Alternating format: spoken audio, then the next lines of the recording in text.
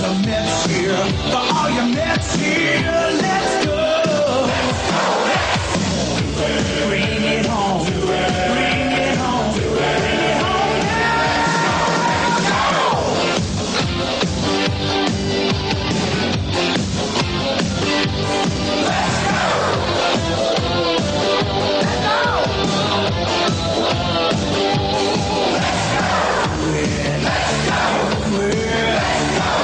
Make it happen. There's no stopping us now. We're gonna do it again. It's not a question of how. It's just a matter. It's just a matter. It's just a matter of Hello again, everybody. Joe Piscopo, Shea Stadium. The big story. Mets 86. Exciting, thrilling, awesome. Let's take a look.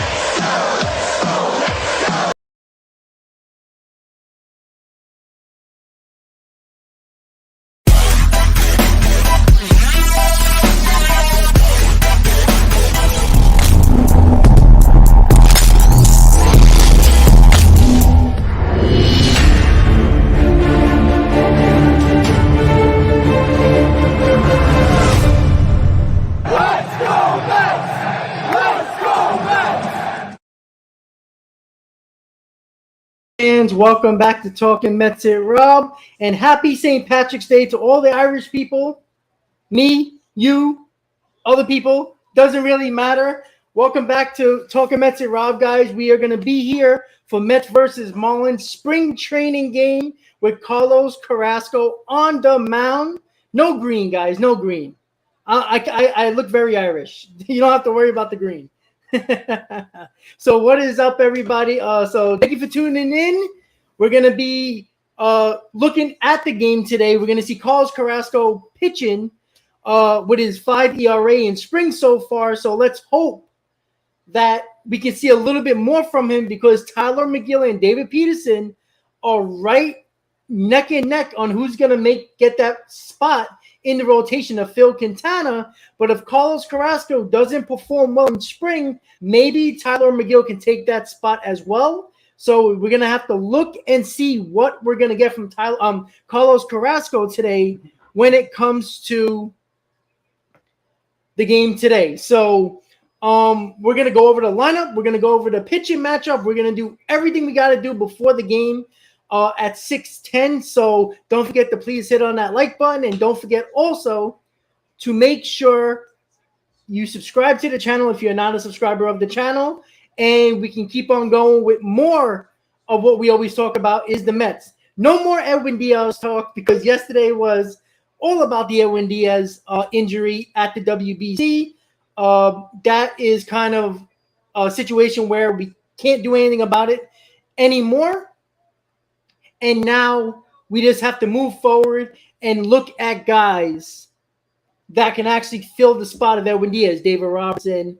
You know, you can look at probably Ottavino most likely. I think those are the two guys that are probably going to get the bulk of the save opportunities probably for the rest of the spring. And, of course, during the season as well. So we're going to wait and see how that's going to turn out.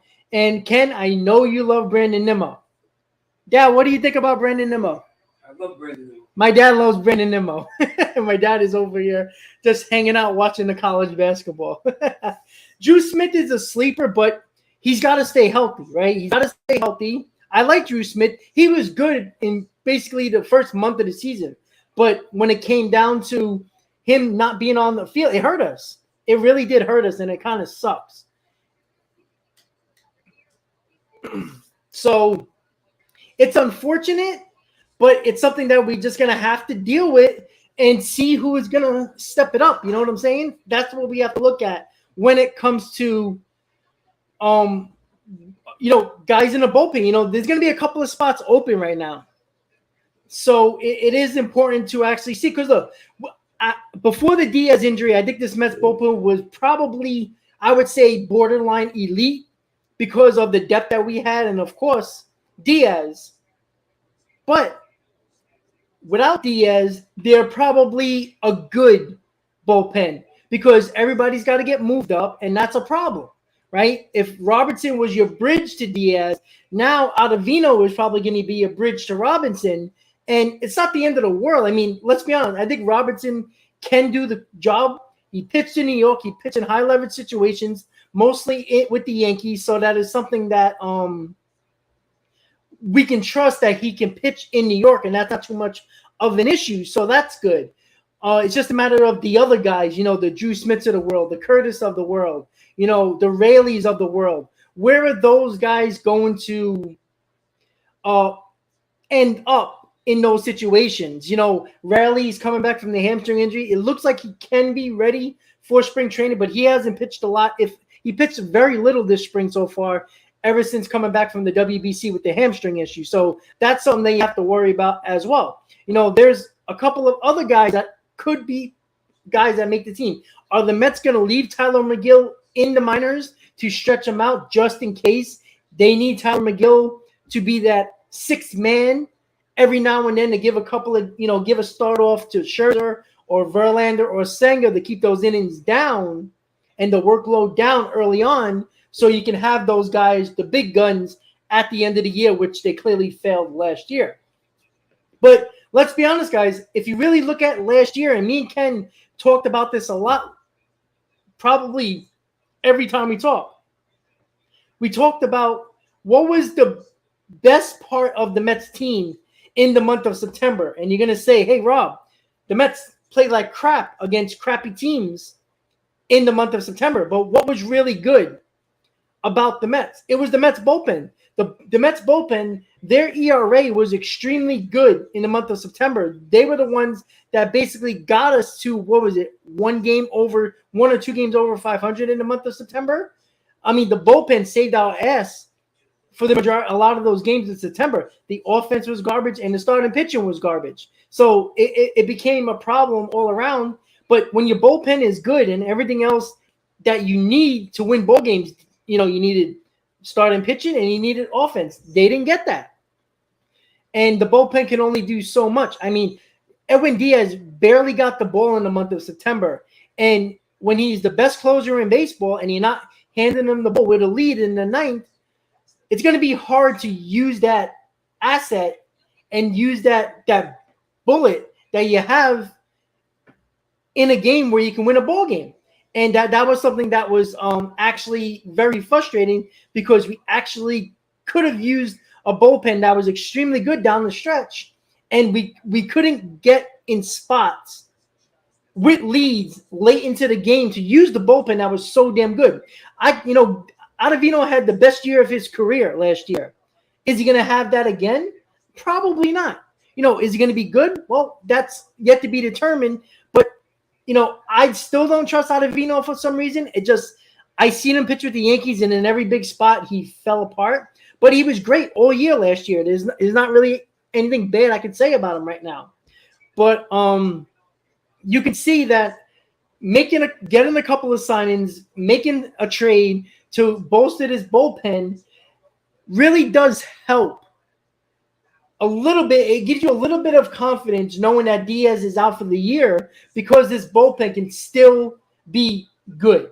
And again, I wrote this in somebody that talked about, somebody's like, Edwin Diaz is out for the season. The Mets have no chance. That is stupid when the best reliever in baseball had a 3.2 WAR last year. So he was a difference of 3 games. So that's not going to make or break anything. Yeah, the Mets became a wild card team anyway last year, so the 3 games would have made a difference. So I'm really sure that the Mets bullpen is going to be fine. You're not going to have that electric feeling in the 9th inning, but David Robinson is a professional. He's still very good. He's going to get the job done without looking electric and have the crazy stuff like Edwin Diaz did. So that's something you have to look at as well. So we got to make sure that we worry about the bullpen, absolutely, but the offense and the rotation is something that we really have to focus on because other parts of the team has to step up. It can't be, oh, no, we lost Diaz. Now it's the end of the world. No, step up. Let's score some more runs. Like we scored almost 5 runs per ball game last year. There's no reason why this team can't do that again because, like I've been talking about over and over and over and over again, the New York Mets problem wasn't the fact that they couldn't score runs. It was the fact when they struggled because they weren't a power hitting team, it came down to they had to get multiple hits in a row. They had to, get 3, 4, 5 base hits in a row to drive in runs because they couldn't wait for that 3-run homer. And that was something that hurt them in September. And also is the fact that there's about 30 to 40 home runs that were expected from this lineup from certain positions, third base, DH, catcher, that we did not get, right? We were expecting around 10 home runs from the catcher position last year between McCann and Nito. We got what, 3? Like that, you can't have that. The DH spot prior to Vogelback, we had 2 home runs in total. 3 home runs in total between Cano, Diaz, and Smith. You can't have that when those positions, at least DH, should be somewhat of a power position. I mean, that's 15 to 20 home runs that you were expecting from those 2 positions. And Escobar had a down year. With a down year, he had 20 home runs. Escobar, look at his career. He's a 22 to 25 home run per year guy. There's no reason why he can't do that. And, that's 30 to 40 home runs right there. And that's a little bit more power that we didn't get last year that I think that is going to be a little bit more surprising to some people because people just say we don't have power. That's not necessarily true. When you got a 40 home run guy and you got the possibility of having 3 20 home run guys or 2 other 20 home run guys in Lindor and Vogelback, well, guess what? That's home runs that you can expect, and then trickle down with the cannons that will hit 12 to 13. Nimmo, they hit about 15. Marte hit about 16, 17. Catcher, I think Navarez is going to have about 8 to 10 home runs. So that's already a bolster in the catching position offensively. So let's see what we got in the comments. Once again, guys, we'll be with you throughout the game, Mets versus Marlins. Carlos Carrasco is on the mound for the Mets. The game starts at 6:10. And if you haven't noticed, scrolling on the bottom of your screen is the Mets lineup for today and also the pitching matchup. It's Brandon Nimmo, Starlin Marte, Mendick, Vogelback, Canna, Ruff, everybody's favorite player, Luis Guillorme, Arares, and Francisco Alvarez. So we're going to see a couple of guys that we like to see. We want to see a little bit more from Brandon Nimmo since he just started playing on Sunday. We want to see Marte get more in the groove. Francisco Alvarez has had a down offensive spring training, which some people are worried about that. Some people are not worried about that. I'm not too worried about that. I think that he knows that no matter what he does in spring, he's not making the Major League Ball Club. So I think that kind of like toned himself down a little bit. And if he is the guy that everybody believes he is, he'll start raking again when the season starts in AAA. So once again, it comes down to Beatty and Mauricio, 2 of the guys that are top prospects in the Mets system that we can see be one of the guys to make the roster. I think everybody believes that it's going to be Brett Beatty. Some can argue it should be Ronnie Mauricio. Again, I would love both of them, but I don't think that necessarily the Mets are going to do that because of the fact of Mauricio is kind of blocked at every position in the infield, and you also got Luis Guillorme as a defensive situation. So it's unfortunate, but Mauricio is just in a situation where the Mets try to get better at the big league level, and it blocked one of their top prospects. It probably wasn't planned that way, but when you got an owner who wants to win a World Series, wants to have a competitive team, you're not always going to look at the farm. You're going to look at bettering your team with spending some money, making some trades.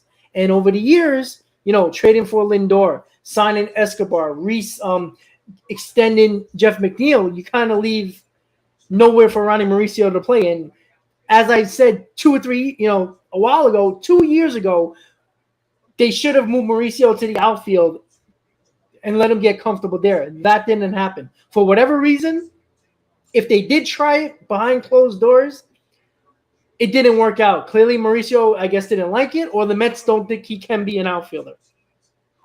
That's okay. But again, I still believe that Ronnie Mauricio is going to be traded. That's just me. I said it over and over again. There's a guy in your system that is highly regarded around the league as one of the top prospects in baseball. There's teams that really like Ronnie Mauricio. There's teams that sort of Dominican Winter League, seeing what he's doing in spring. And there's a guy who goes, wow, we can get a shortstop who is young. We can get a shortstop who is under control. That's a big thing, right? Depending on what the Mets might need at the trade deadline. You know, if some miracle Ohtani is available at the trade deadline, the Angels are probably going to ask for a lot, and Ronnie Mauricio is going to be a part of that mix as well. You know, but if the Mets need a big-time closer that might be available at the trade deadline, Ronnie Mauricio will probably be a part of that. You know, and that's something that you have to look at when it comes to what the Mets, because, you know, what pissed me off about last year, and it pissed off some people, some, not all. It pissed off some people that, at least me, when Epler said after the trade deadline, when they interviewed him, that he was very happy that he didn't have to give up any of his top 25 prospects, yet teams in his own division were getting better and making trades for relievers that you could have used, for another bat that you could have used other than Vogelback and Ruff. And he basically patted himself on the back. And when you're a team, because you never know what can happen the following year, right? We don't know what's going to happen in 2023. Just because we had a really good 2022 doesn't mean we're going to replicate that. And you never miss an opportunity when you're the top 3 or 4 teams in baseball that has a chance of being a real contender for the World Series, and you do moves like Epler did, which is basically the lack of moves was embarrassing. All right? Didn't really do anything in the bullpen. It was just a waste of a move. It wasn't even worth it. We should have got 2 arms at the very least, even though the bullpen wasn't the problem. But at the trade deadline, we were looking at that. The bats, what were we looking at? We were looking at Drury. We were looking at Bell. No, we get Vogelback and we get freaking Ruff, who has arthritis in his hand, while I still believe J.D. Davis would have been a better option than freaking Ruff. All right, that's what I think that is the problem when it comes to Billy Epler. Billy Epler has not proved nothing. He's made – look, anybody can spend Cohen's money the same way Brian Cashman can spend money of Steinbrenner all those years ago. Cohen has the money to give Epler whatever Epler probably needs the money. Cohen's probably going to give it to him. But it comes down to the situation where can Billy Epler make that trade, right? The Lindor trade, he wasn't a part of, right? What trade did he make that we can say, oh, well, that was a good move? He really won that trade. I don't really think you could say Vogelback just yet. It's, you know, it isn't a bad move, but when we signed when we traded for Vogelback, we were like, okay, that's a start. Because remember, it was about a week and a half prior to the deadline, we got Daniel Vogelback, right? And what did we say?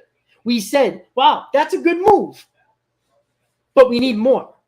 And we got Darren Ruff. That's not the way to go about it. When you're the top 14 in the league record-wise, and you have a chance, you're one of the top contenders for the World Series, and you saw teams all around you that were contenders for the World Series in the National League get better, and the Mets basically almost stood status quo, because at the end of the day, yeah, we got a little bit of, you know, a lot more production from the DH spot than when we get, but we were getting 0. And what did we get? Maybe 50% from Vogelback.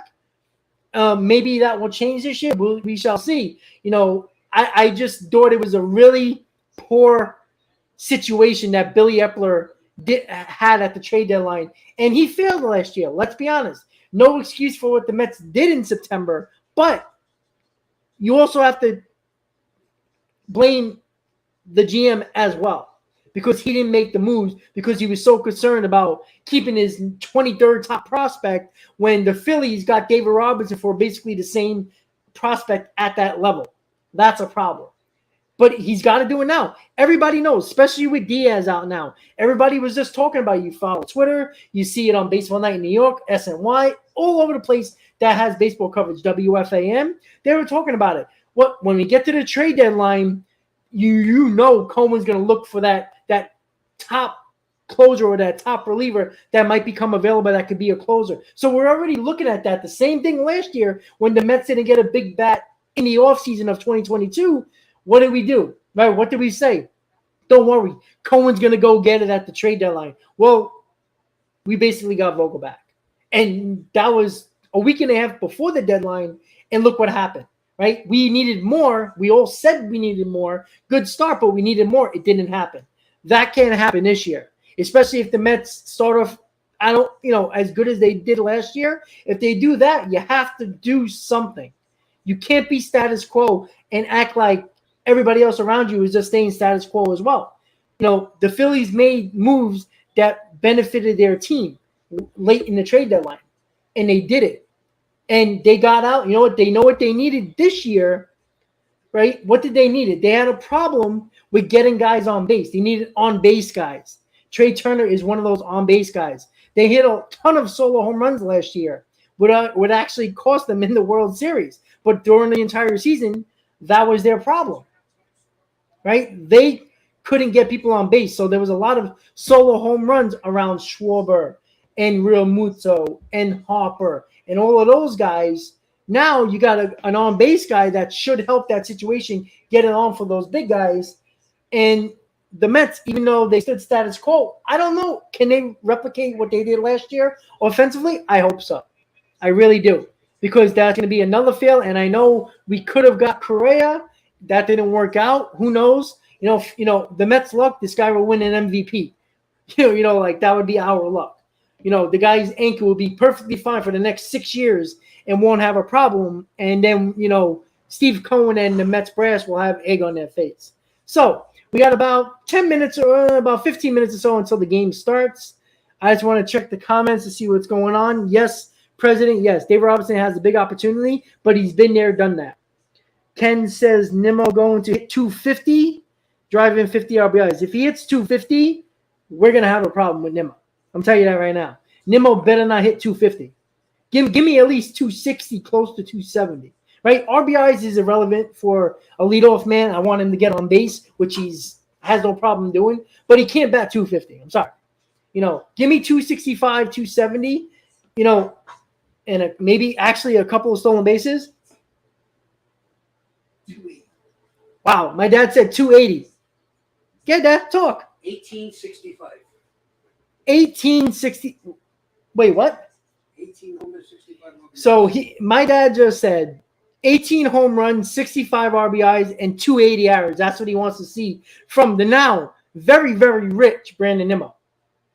You gave a lot of years and a lot of money. Nobody thought Brandon Nimmo was going to get that type of money in years, and he got it.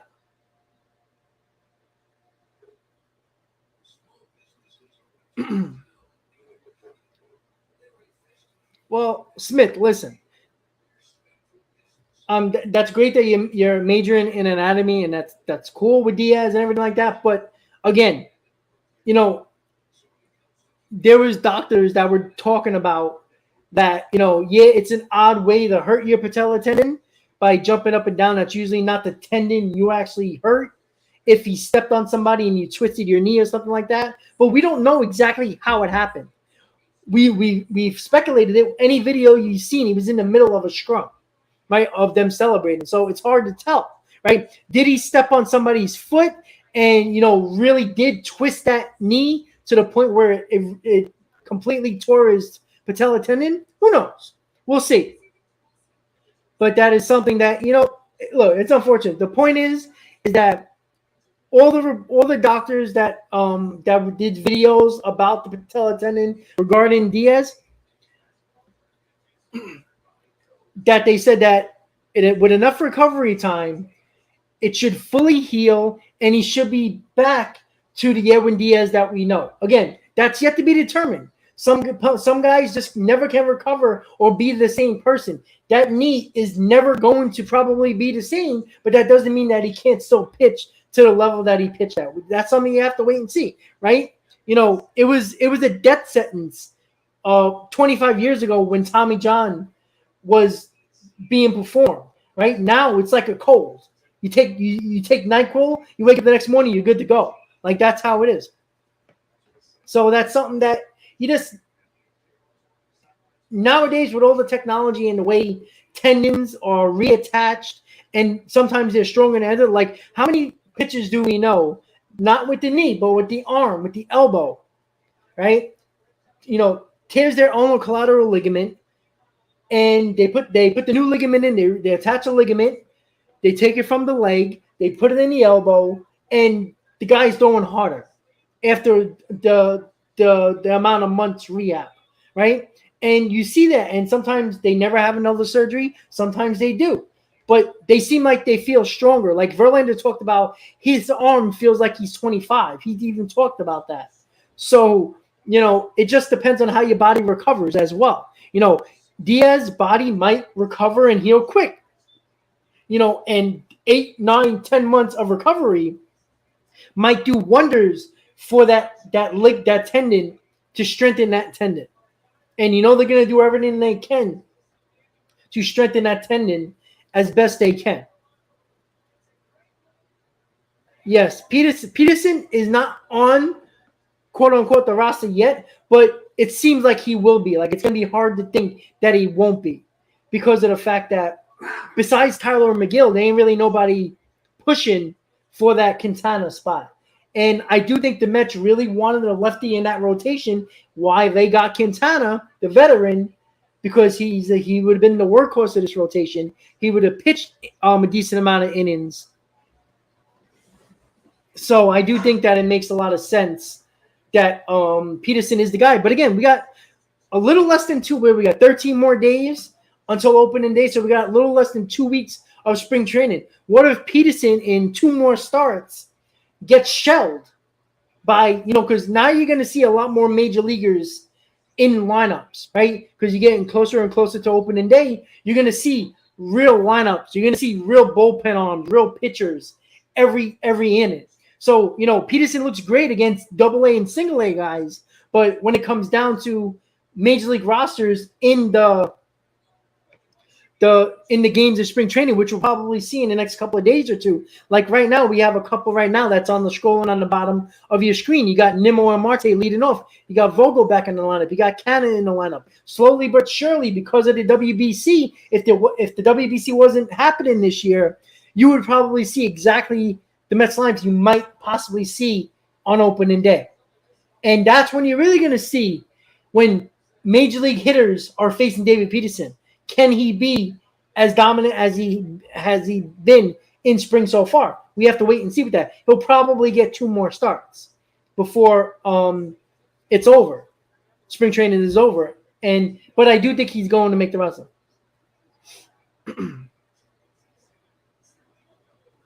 Oh, yeah, Peterson was extremely good when he needed to be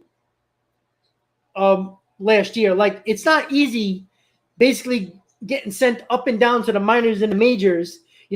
He thinks he's pitching in a minor league game, and all of a sudden the Mets call, hey, we need you. And he probably has all the flying miles in the world from going to Syracuse and wherever the Mets were playing. Like, it's crazy how many times he was getting called up and down.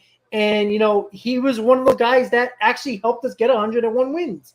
He was really good. Trevor Williams was the same thing. Like, people always talk about, this guy, Scotty, who he's not a Mets fan, clearly. He clearly was like, oh, the Mets are a little bit of an above average team. That's stupid. That's almost impossible to say. That's a guy that dislikes the Mets and probably a Yankee fan. And he was like, oh, they're a little bit above average. Like, how is that possible? They had the 3rd best record in all of baseball. They just had the Dodgers and the Astros were 1-2, and the Braves were 3, and the Braves and the Mets were 3 with 101 wins. That's not a little above average. That's really damn good. I wouldn't say great, but they were pretty close to it. Right? Just because you lose in a wild card series, right? So were the Dodgers and the Braves, or the Dodgers and the Padres, were they a little above average? Because the Phillies beat everybody, and they were very under average for the majority of the year. They just got hot at the right time. So what are we talking about, right? And, I try to I don't like to ignore comments because what's the point of having a channel if you're just going to block everybody and, hide away from comments that you disagree with? That's why you have a conversation. So it's stupid, but I was the one who did not pick the Mets to win the division last year prior to the season. I had the Braves that I had 98 wins, and I had the Mets at 96. Well, my order was right, but the wins for the Braves and the Mets were a couple of wins higher. And the Phillies I had at 91 wins. They won what? 87, 88, 89. So, and they made the World Series. You can't predict it. And when people are like, oh, they're a third wild card team, who cares? Yes, you want to win your division. Absolutely. Like that seemed like the goal. But let's be honest. The Major League Baseball playoffs are like the NHL playoffs now. Just get in. You get in, there's a chance. Just ask the Philadelphia Phillies. Do you think the Philly fans care that they were the last team in the playoffs, basically, with the worst record to make the playoffs? No, they made the World Series. They got stopped by a juggernaut of a team in the Astros. But that you're not going to go back and say, well, they were a third wild card team. If they would have won the World Series, you think anybody would have cared? No, of course not. So, guys, we're about a couple minutes out. I'm going to throw on SNY right now. Get ready for the game. We got Todd Dale and Gary Apple on the call today. And once again, guys, if you're just tuning in for the first time to the channel, welcome to Talking Mets at Rob. If this is your first live stream during a Mets game, this is how I always do it. So you get the SNY call or whatever TV broadcast that the Mets are on, you get the audio from it, which is cool. Right? You get the announcing, you get all that fun stuff. You get the instant reactions from me. You get the instant reactions from you guys in the chat. It is a lot of back and forth. It is a lot of fun, especially when the game's going on and you start talking about it. It is a lot of fun. The setup you're going to see is going to change once the game starts, and the Mets are wearing some ugly green hats. They are not pretty at all. Oh, God. Jesus. I didn't like – sorry. It just caught me off guard that they were wearing ugly green hats. So – with that said, the setup is going to be a little different. I'm going to show you in just a second. I'm going to share my screen and show you what it looks like when you got game day up there with me on there. You'll see it if you're here for the first time. And this is what it will look like once I get it together. Give me 1 second. There we go. We like that. That's the way it looks. There we go.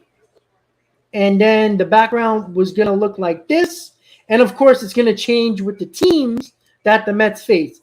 So I got a new background this year. Kind of cool with it. So you got the Mets and, of course, the team that the Mets are facing. You got game day in the middle. You got me in the corner. You got my channel logo up. You got the Mets logo down. You got the live. You got the TMWR. You got to become a member. If you want to become a member, click on the join button. You're going to get all the perks that come with becoming a member. You get the custom emojis that I'm working on. You're going to get custom backgrounds that are associated with the Mets that you can put on your laptop, your phone, your iPad, all that fun stuff. You also get, I'm going to do weekly live stream just for members once a week so we can discuss our Mets.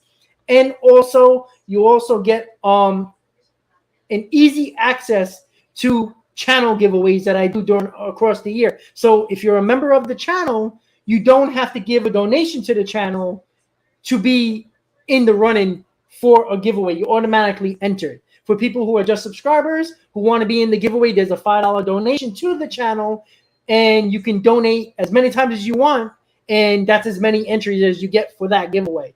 Last year, there was there was a subscriber who had 10 entries. So if you do 10 times 5, it's 50.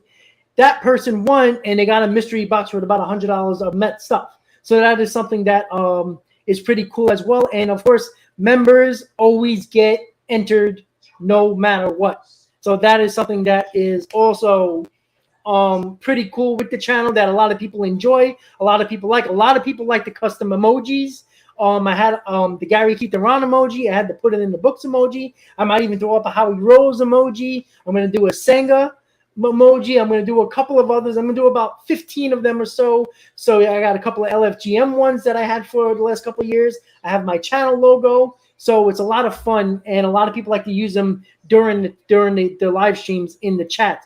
You can only use them if you're a member. So click on the join button, look at the different types of memberships, and you decide which one you choose. I never force anybody to become a member or choose what membership you want. So once again, guys, the lineup cards are being given to the umpire in Clover Park right now. It's about 70-something degrees in Port St. Lucie. Nice and sunny.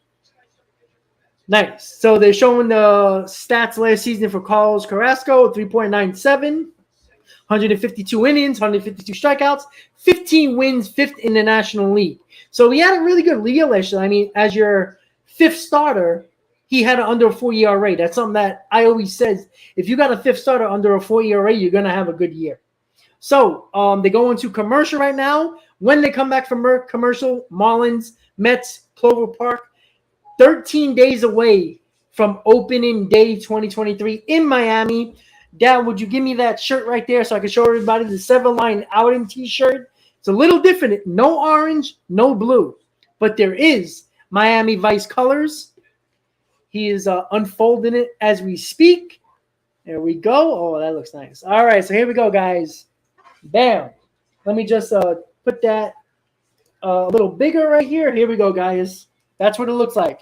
It says the 7-line Army takes Miami, Queens South, opening day 2023, and a little bit of blue and orange with the Mets logo. And it is the Miami Vice colors. It's very similar to the Miami Heat, what they wore on the court, their City Connect jerseys. And it looks like that. It's a very nice light blue with that hot pink. And that's what we'll be wearing 2,000 strong in Miami. And, of course, all the transplants that are going there, you know, a guy like Ken that are all going to the game. So that is something that is cool. My dad caught the shirt because he's a ball player, and he's folding it. I'm sorry, it's a play-by-play, but who cares, right? Waiting for the Mets game right now. So, Dad, I'm going to ask my dad what he did. How many wins are the Mets going to have in 2023? So, Dad, come a little bit closer to the mic. And again, if you watch Breaking Bad, he looks like him, okay? You know, Walter White, right? Come closer. Come down. There he goes. Walter White. Hello, Over people. here. How you doing? So, Hello, everybody. See? Walter White. Don't you think, guys? So you see the comments there. Everybody's typing in right now. So this is my dad. Hello, Dad. Hello, everybody. Yeah, I like the 95 win thing, too. 95 wins from the dad. So there you go. So who do you think is going to be all right, how many home runs for Pete Alonso? I give another 40. All right, another 40. There you go. And 130 RBIs, 280. all right, well, look at that. He likes 280 for some reason. So so my buddy Ken is saying knock some sense into your son's head with Nimmo, because I don't like Nimmo very much. All right, so there we go. So 95 wins from Dad, 40 home runs for Alonso with 130 plus RBIs. And God, those green hats are so ugly. Stays healthy. He could hit 20. There you go. Marte stays healthy. We can get 20. All right, guys. So I'm going to turn up the volume. Let me know in the comments, guys, what if you guys can hear the volume of the SNY broadcast. Just let me know in the comments, guys. Miami lineup that was presented by Nissan and Derek Hansen. We can pick up the leadoff spot. Says Galen Cruz, they're going to battle for one of the remaining outfield spots. Jamar and Kennard Seal, we remember hit that grand slam at City Field during the game on June 19th. Hold on, guys. I'm just refreshing the MLB the MLB app, so we can get the game going. Carlos Carrasco was on the mound. Those green hats are so ugly. I don't like them. Not a fan. Carrasco, I thought he was all about season. The ERA 3.97, but the thing that I loved about watching him last year, and what I think he's going to build on this year, is he was able to control the tempo we got. All right, guys, just give me a second. I'm just trying to reload the ballpark app. It's kind of annoying because it's acting stupid. It'll get there eventually. All right, I see it. Perfect. Here we go. It's getting there slowly. Here we go, guys. All right, so here we go. Let me just share the screen, and we'll be ready to go. For Mets Marlins, 13 days until opening day. All right, guys, there we go. Let me just zoom in a little bit. Keep your eye on Francisco Alvarez behind the plate. He's got a big job ahead of him, I think, this year. I'm looking forward to seeing Alvarez. First time I've seen him this spring in a game, and so it is. All right, guys, there we go. Hanson leading it off for the Marlins, the Long Beach State native, that we are underway, and Carrasco pours in. All right, guys, there we go. Roberto, thank you for the super chat, buddy. Thank you. Game time down here at Clover Park. It's your boy. Probably not. I'll probably have it on my phone just to see what's going on. Can you guys hear the TV broadcast? Let me know, guys.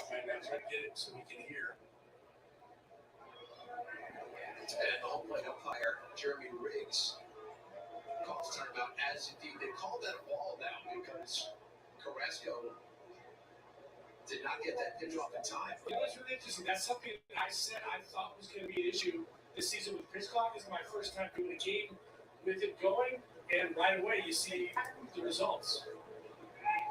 So the count is now 1-2 on Hanson. Who takes a pitch that was close. One of the things that Buck Showalter has spoken about is the discretion of the managers. Right, there are the hard and fast rules, but then there are the discretionary plays that the umpires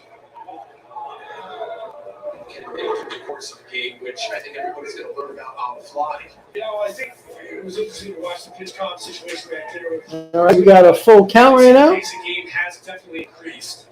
2-2 pitch. Out the way, just behind us. Game on Wednesday time was 2 hours and 9 minutes. That sounds like a Maddox Blackman special back in the 90s. Yeah, you don't see those very often anymore. And look, I think right now the pitchers have the advantage. I think the hitters are going to have to make the bigger adjustment. But so far, pitchers have been dictating the game. Oh, just outside. So that The batter didn't know his ball four. I think he got confused on that one pitch that was called a ball. And so that is a walk to start the night here for Carlos Carrasco.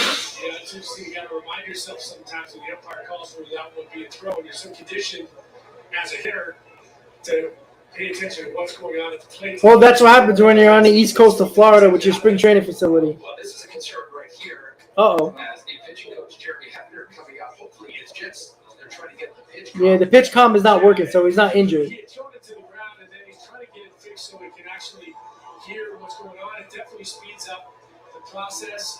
If he and Alvarez All right, we got it working.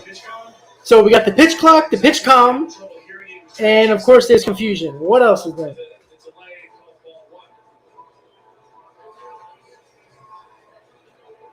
But one of the things Francisco Alvarez has been tasked with this spring is to get on the same page and to learn this pitching staff. That's going to go a long way in determining how much time he's going to see up in the big leagues this year. Jesus Sanchez, the right fielder, fouls one away. This is a kid we saw good last season. He's got some big pop, very confident at the plate. Got a bit of a dip from his previous for a cup of coffee. Oh, there's the first throw over. Darren Ruff is playing first base. All right, first pickoff. Don't forget you get Bad attempt, no attempt, didn't get it. and then if you throw over a third time and don't pick him off, then you get a block and the base runner gets second base.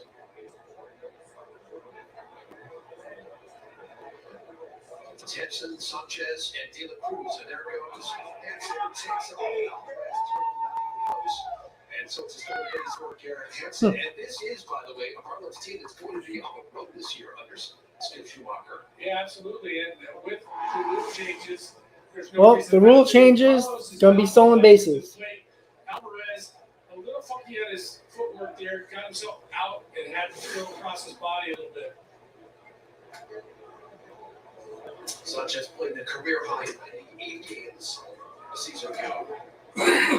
And we said in the open that keep an eye on Alvarez. He's got to show himself behind the plate. Obviously, one of the top prospects in all of baseball for his bat, but he's got to show that he can catch at this level to get a crack. 2-1 pitch.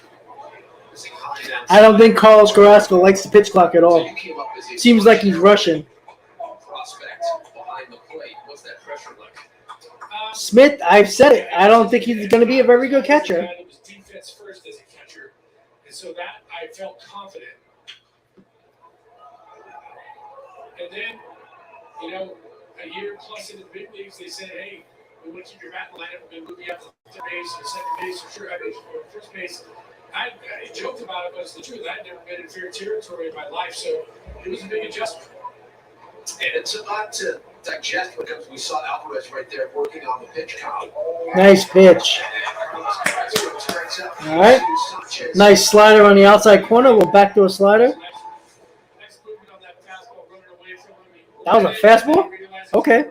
Excuse me. 91 miles an hour fastball. I don't know. You guys watching this? I don't like the green hats at all. Weird. Ryan De La Cruz, the left fielder. He's got a chance to be their everyday left fielder. But as I mentioned a moment ago, Sanchez will be in that discussion as well. The moving Jets. Chisholm to center field full time from second base, and then Marcel Garcia will be in right field for the Marlins.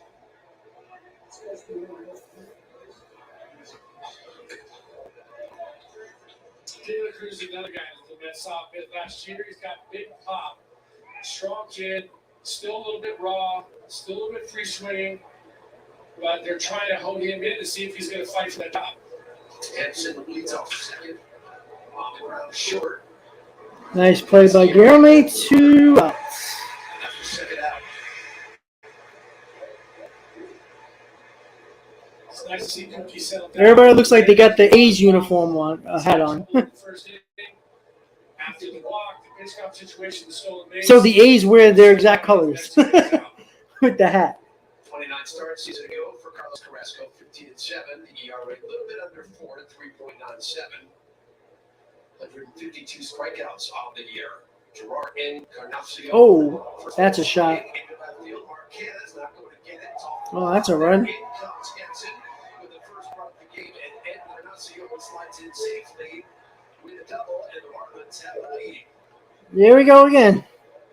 Well, we saw this last year in Encarnacion with that big power. That ball is an absolute rocket. Barely got him up the wall and then hits on the wall and flies. Yeah, he's got a nice swing too. Try to get it in, but Encarnacion. Again, the Marlins are going to be a little freaking pest this year. They got a lot of veterans in this lineup. 250 pounds. He's a big man. This is the catcher now, Jacob Stallings. Jacob Stallings. I remember him in 2021 in Pittsburgh, hitting a walk-off grand slam when I went with the 7 line. He's going to be poised to do most of the catching. Cut a lot for them last season. He's the guy they want back there. Good defensive player. Good pitch by Carrasco, who gets ahead here 0-2. Especially with this young Marlins pitching staff. One guy like Stallings, 33 years old. Been around. He's a guy that you want to catch that young staff. 2 pitch. Just misses. All right, I see where SNY is putting the pitch clock. So next to the Carrasco name, once it gets to 10 seconds, they show it on the scoreboard next to Carrasco. I was wondering where they put the pitch clock. Ground ball should be an out. And that ends the inning for Carrasco. One run scored by the Marlins. Going to the bottom of the first. Mets are coming up. Once again, guys, don't forget to please hit on that like button. The more likes we get, the more people see the stream at the top of their list for recommendations to come onto the stream. So make sure we do that. Make sure you subscribe to the channel. If you're a new subscriber of the channel, keep on coming back for more. Once again, we get the audio from SNY. We get instant reactions from me and you guys. And, of course, talking about the game throughout the game. And, again, with this pitch clock now, there's games that go 2.5 hours, 2 hours and 15 minutes. I mean, that's music to my ears since I work late overnight into the morning. So that's something that I'm very excited about. So, yeah. So we'll see. Again, a lot of the games in spring training have been extremely fast. And I guess that's good for some people. That's bad for some people. I don't think it's a terrible thing. I like, the hell with the pitch clock because I think it rushes a lot of these pitchers. But, hey, we don't have control over the rules, right? We have to deal with it, just like the runner on second, just like the pickoff attempts, just like the 3-batter rule, just like the bigger bases, all that fun stuff that Rob Manfred decided to put as a part of this game. We have to deal with it. There you go, Christian. Always leave Christian to find a hottie in the second row. Yeah, my dad said the same thing. All right, here we go, guys. Bottom of the first. Mets are coming up, trailing 1-0. Brandon Nimmo leading off. Last season, Diego Vogelbach is the DH batting fourth. Marquez left field hitting fifth, and Luis Guillorme in there at shortstop. Except again, the catcher, somebody we're looking very forward to seeing up there. He is a strong man, Mr. Alvarez. Yeah, but this guy, Eury Perez, wow. Very good. Eury Perez. Number one prospect in the Marlins organization, one of the top pitching prospects in all of baseball. Stands 6 foot 8 inches tall, long, lengthy, but they like his mechanics. You see, he's been working with Sandy Alcantara, and that just is going to bring trouble for whoever has to face it. Well, we talked about Stallings behind the plate. He's going to be their everyday guy. Iglesias, a journeyman, very good at shortstop. That outfield, there you go, Ken. There's your boy. left and Sanchez and right. You're going to see a lot of those guys, but they may not be there every day. Brandon Nimmo leads it off for the Mets. Takes a first pitch strike from 19-year-old Eury Perez. Youngest player in spring training for the Marlins, ranked as the #1 prospect for Miami. Whew. Hit that hard. 1 out. On to Encarnacion, out number 1. Oh, okay. Well, as we said, 6 foot 8, 220 pounds. This guy's 19-year-old and 6'8". Jesus. But they love the fact that he's working with Sandy.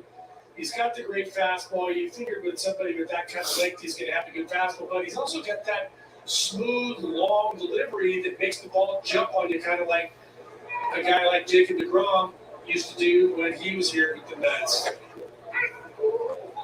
Starling Marte takes a call, first strike. That's a nice movement on it. Big tip. This is the first start of the spring for Perez. He made 3 appearances out of the bullpen. But you mentioned Sandy Alcantara. Alcantara has really taken Perez under his wing. Well, that's a great guy to have as your mentor. I think Alcantara is one of the best in the business. Wants to be out there every day, grinds out innings. What the hell are you swinging at?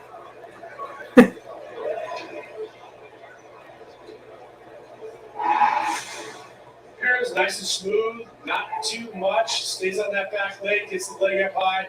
Coils and drives, still falling away a little bit. You'll see him probably get that geared up a little bit more. 99 right there up in the zone, but he's a guy that's got smooth mechanics. And his before that was a really good changeup that you don't expect out of a guy throwing 100. He can bring that fastball triple digits to go along with his changeup, his curve, and his slider, the 2-2 pitch.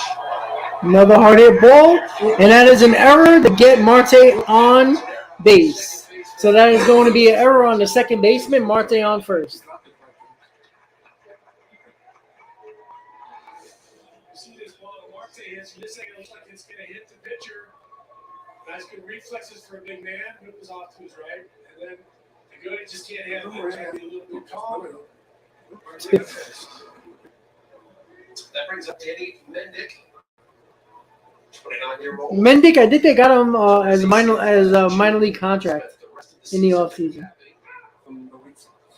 from the White Sox. He can be a valuable addition to this team. Yeah. Play anywhere. There's plenty of bats. Marte off first, don't forget that double surgery. He takes off. Marte stealing. There we go. That's what we like to see. I don't like him sliding head first. Jesus Christ. Stay healthy, please. It's going to be used this year. Marte stays healthy. Switch it up to the plate. Stallings does what he can, but Marte just outruns it.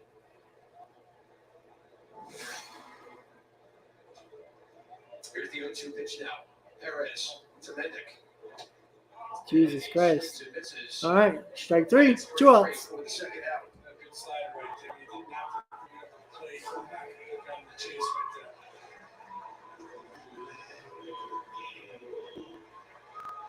He better, Ken. That brings up the designated hitter, Daniel Vogelback.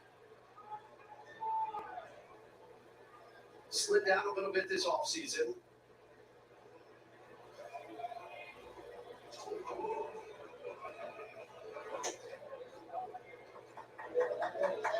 This is the guy that I think is interesting to watch because you see the big guy, you know he's got big power, but he's such a patient hitter. It's one of the reasons really at the bottom here.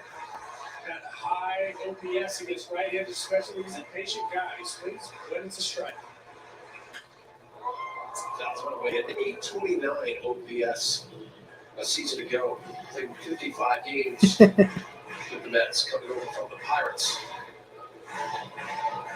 And the on-base percentage just under 400 at 393, which goes to the point that he's selective up there at the plate.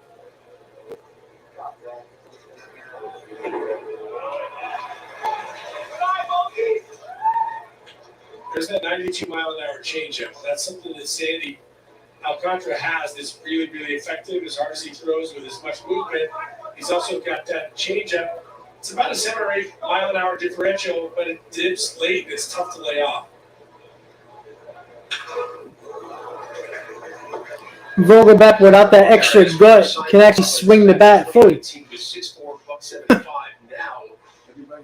4 years later, he's 6'8", 220 pounds. So he has grown 4 inches. Ken, the less ESPN games, the better. You know ESPN ain't playing for no spring training games. Right here, he's a teenager. He's got so much upside. 2-2 pitch on the way here. Daniel Vogelback bounces runs. Can he beat it out? Side, and Encarnacion will take it himself. Alrighty, guys. So the Mets do not score in the bottom of the first. 1-0 Marlins. Marte with gets on base with an error, steals a base, but the Mets can't drive him in. Going to the top of the second, 1-0 Marlins. All right, let's see. What else we got here? Ken doesn't want to talk about no more Nimmo. I find that very hard to believe. Yeah, well, I was looking at the schedule. I think there's like certain I know the Mets are going to be on a couple of Apple games, Apple TV or Apple streaming, whatever. So that's going to be freaking annoying. Even though they got better later in the year, they started to use announcers from the team that was the home team, which was nice. You know, Wayne Randazzo, they started to do that like around July, August, realizing that their broadcasts were absolutely garbage. And they weren't actually talking about the game. They were talking about everything else but the game. And then later in the year, they started to get Wayne Randazzo for when the Mets were at home, when, he did the Aaron Judge call when he hit 62. So it was nice to see that Apple realized that their broadcast was terrible. And to get people that actually knows the game of baseball might actually help the broadcast a little bit. It's annoying that you have to stream it, but what are you going to do, right? It's unfortunate, but, that's the world we live in nowadays. Who knows? Next year, the Mets might be on Netflix. You never know. But we're going to the top of the second. Mets trail 1-0 against the Marlins. Once again, guys, we are 13 days away until opening day. I will be down in Miami with the 7 line for a couple of games. I'm going to the opening day. I'm going to Saturday. Maybe go to the Friday game, if Ken allows me. So we will, of course, there'll be a couple of live streams and all that fun stuff. So top of the second, 1-0 Marlins to go, guys. So leads it off against Carlos Carrasco. Iglesias, a recent signing by the Marlins, along with Yuli Gurriel. Iglesias, 33 years old, played for a bunch of teams right in your neighborhood, Todd. Red Sox, Tigers, Reds, Orioles, Angels. the Rockies not Thanks for that info, 13 Christian. teams, but Joe, what's up? No, but all those teams you mentioned were teams that I played for. He's trying to get all the other 17, I guess. I think this is a quality pickup. This guy's a solid defensive player. Can play anywhere in the infield. Finds a way to hit you 290 or so. It's good quality at bats. Ooh, nice pitch. really nice pitch by Carrasco, first out of the inning.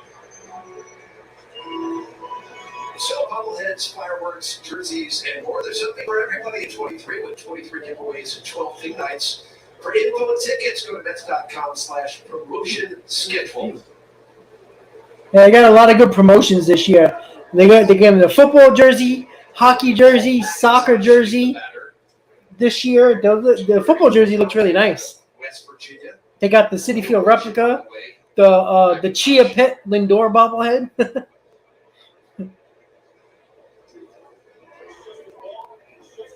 Yeah, Joe, I know.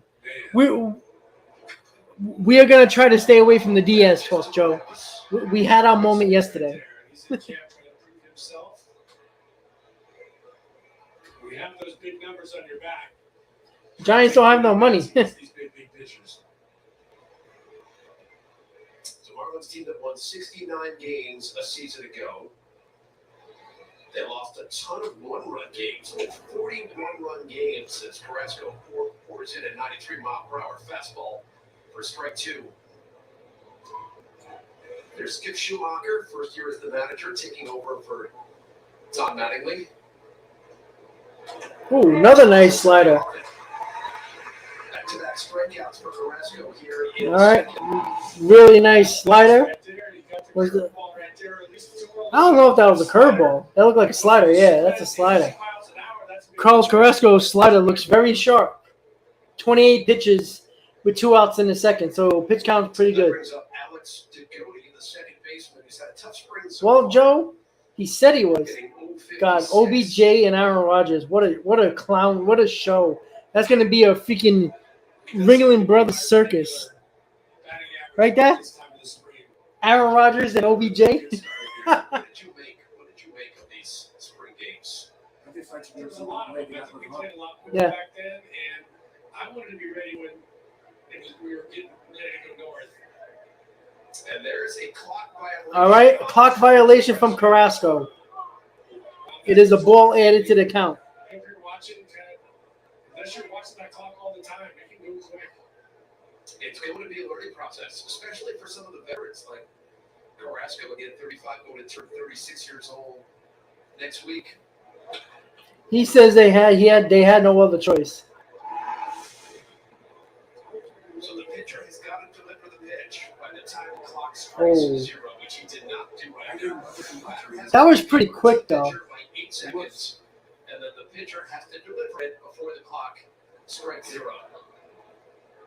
So that's the second violation here on the Mets, and we're just in the second inning. And the I first agree, one was Ken. Really because of the pitch calm, so you kind of tossed that one out. But that one, he just took a little extra time. He's having a little time communicating without the pitch calm. Now you see him shaking off more than he had been, and that is something that's going to eat away at time.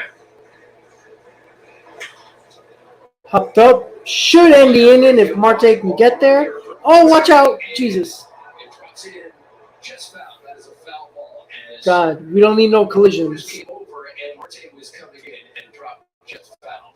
Yeah, that's one of those ones from up here. You're watching those two guys both coming at it on their way coming together. You're just like, don't anybody. That's get a fair hurt. ball. That ball hit the line. This angle, That's a fair ball. There's no replay now. But- That's spring training. Foul ball. But that first looked like that ball might be out. But if you look at the flags are blowing to left field for right field. So that ball just kept coming back. And both guys did their best to get to it, but it landed in no man's land. Unfortunately, it was called a foul ball. It certainly did look like the chalk came up there. First base umpire. All right. Batter called the timeout. He has no more timeouts for this at bat. Batter's timeout right here. Umpire grants it to one time, then resets it at 15. And the batter gets that one opportunity to call timeout per at bat. Oh! Play over there by getting That was a hell of a catch, but couldn't get him out. That took a bad hop too. That was a hell of a defensive play. No way he was gonna get the runner. Wow. Whew. And watch it go out of his belly. That's tough. You got to try to get rid of it, but you're also trying to figure out a way to breathe. That was an athletic play.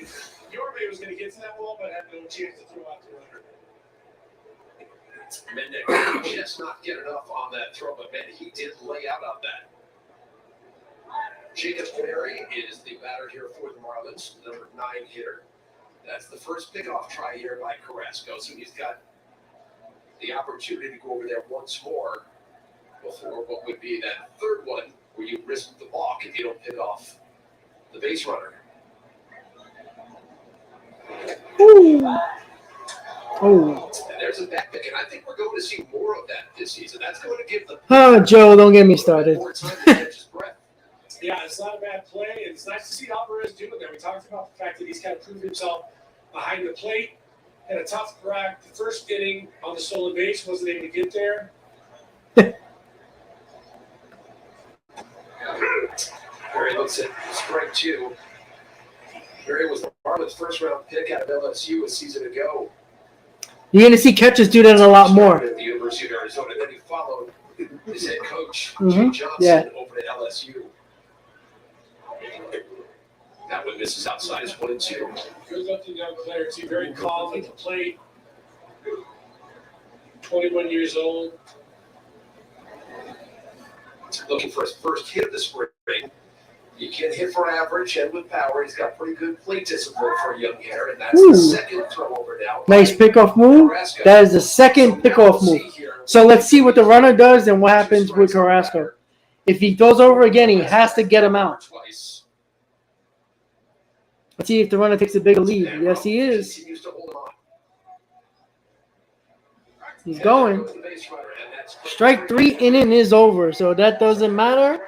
So Carrasco had a little bit of an issue with the pitch clock, but gets out unscathed. 1-0 Marlins going to the bottom of the second.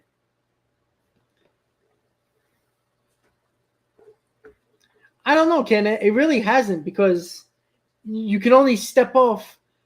You can have 2 disengagements from the rubber, and that includes pickoffs. So after the second one, that's it basically. So, and then the pitch clock. I don't think every game so far. I mean, there might have been 1 or 2 games that's been over 3 hours, but everything else has been like 2:15, 2:30.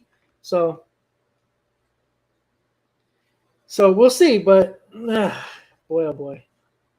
So once again, guys, don't forget to please hit on that like button if you haven't already.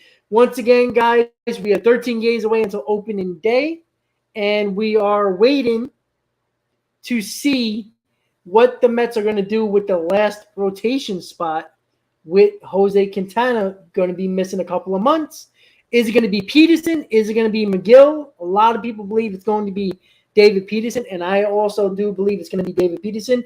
I want at least one lefty in the rotation. It mixes up the rotation a little bit. It doesn't make it easy for the manager when you're facing the team in the series. So they have to change up their lineup, and they don't really like to do that all the time as well. It's a pitcher. It's just a depth piece. He had a 5 ERA last year, so it's not good, but the Mets are just looking for some depth there. So, yeah, he was from the Twins, yes. A guy that's going to be, like if there's a couple of injuries, he might get an opportunity in the bullpen. Maybe if there's a couple of injuries in a rotation, he might as well. So he had over 5 ERA, so he wasn't very good. But again, you always need arms. You just never know. So just waiting for the game to come back. It should be back after this commercial. Yes, it is. All right, bottom of the second. Mets trail 1-0. Mark Hanna is at bat. 78 degrees right now. We can see the shadows. A little bit of an issue. Mark Hanna leads things off for the Mets here in the second. It's Kenna Ruff and Guillorme. And there it is. Pours in. Strike 1. Slider right there. Canada's still very patient. You'd think it would take him longer, but he's always ready. And just got a piece of it. He hit 13 home runs a season ago. And one of the things I gathered from him, he wants to hit more home runs this year. He thinks he's capable of it. Don't forget he hit 26 for the A's. Correct, Christian. Correct.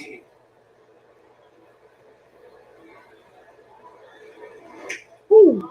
This guy got a great arm. 98 miles per hour on the fastball to get the first out. The strikeout of Canada. Second strikeout on the night for Perez.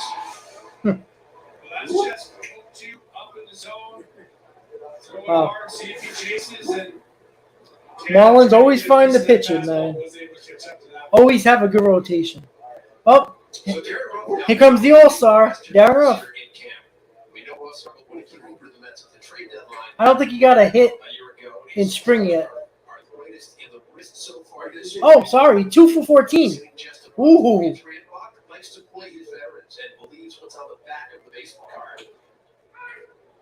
I think it's a big deal for Darren Ruff to get off to a good start to the season. Maybe not. Yeah, but it makes it, Joe, it's what happens before the trade deadline that might be a problem. That's a little bit more. Vientos has had a very productive spring so far. And certainly he is somebody pushing for playing time. No, because the offense has been terrible for the Marlins, not the pitching. 2-1 pitch. Oh, fumble. A mile high on the left side. Very into foul ground. Will it stay in? Yes, indeed. Oh, wow. It makes the catch. Damn, that wind. 2 outs. Joe, probably. Probably. The high sky, it's a mile up in the air. The wind's coming up over the top of the stadium, and he stays with it right there. Good job getting there. He was looking for the higher rail, didn't realize he was at the photo booth. So 2 outs, nobody on. Luis Guillorme was at shortstop for the Mets tonight. Takes one down and in. All one.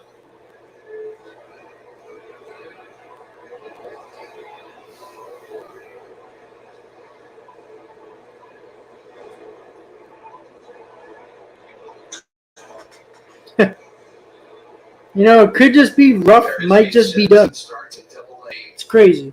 It's a goal a season ago. And now it's 3-0. They sold him up for Jupiter, only enough for a start or two, and then said, nah, I think he's ready for the next line. All right, we got a 2-out walk from Guillorme. In the second inning, as Guillorme works out a walk. Yeah, but this is usually something you'll see out of a young guy with this kind of talent. Maybe loses the strike zone once in a while, but all in all, 4.5 strikeouts per walk. I think it's a very nice ratio, 13 Ks per 9. So I don't think they're too worried that he's going to give out a lot of free passes, and he can always make up for it by being able to get that strikeout when he needs it. John Fender was out there for the Mets. It's a call for a strike at 97 miles per hour on the fastball. He played 15 games in the majors a season ago between the Red Sox and Baltimore.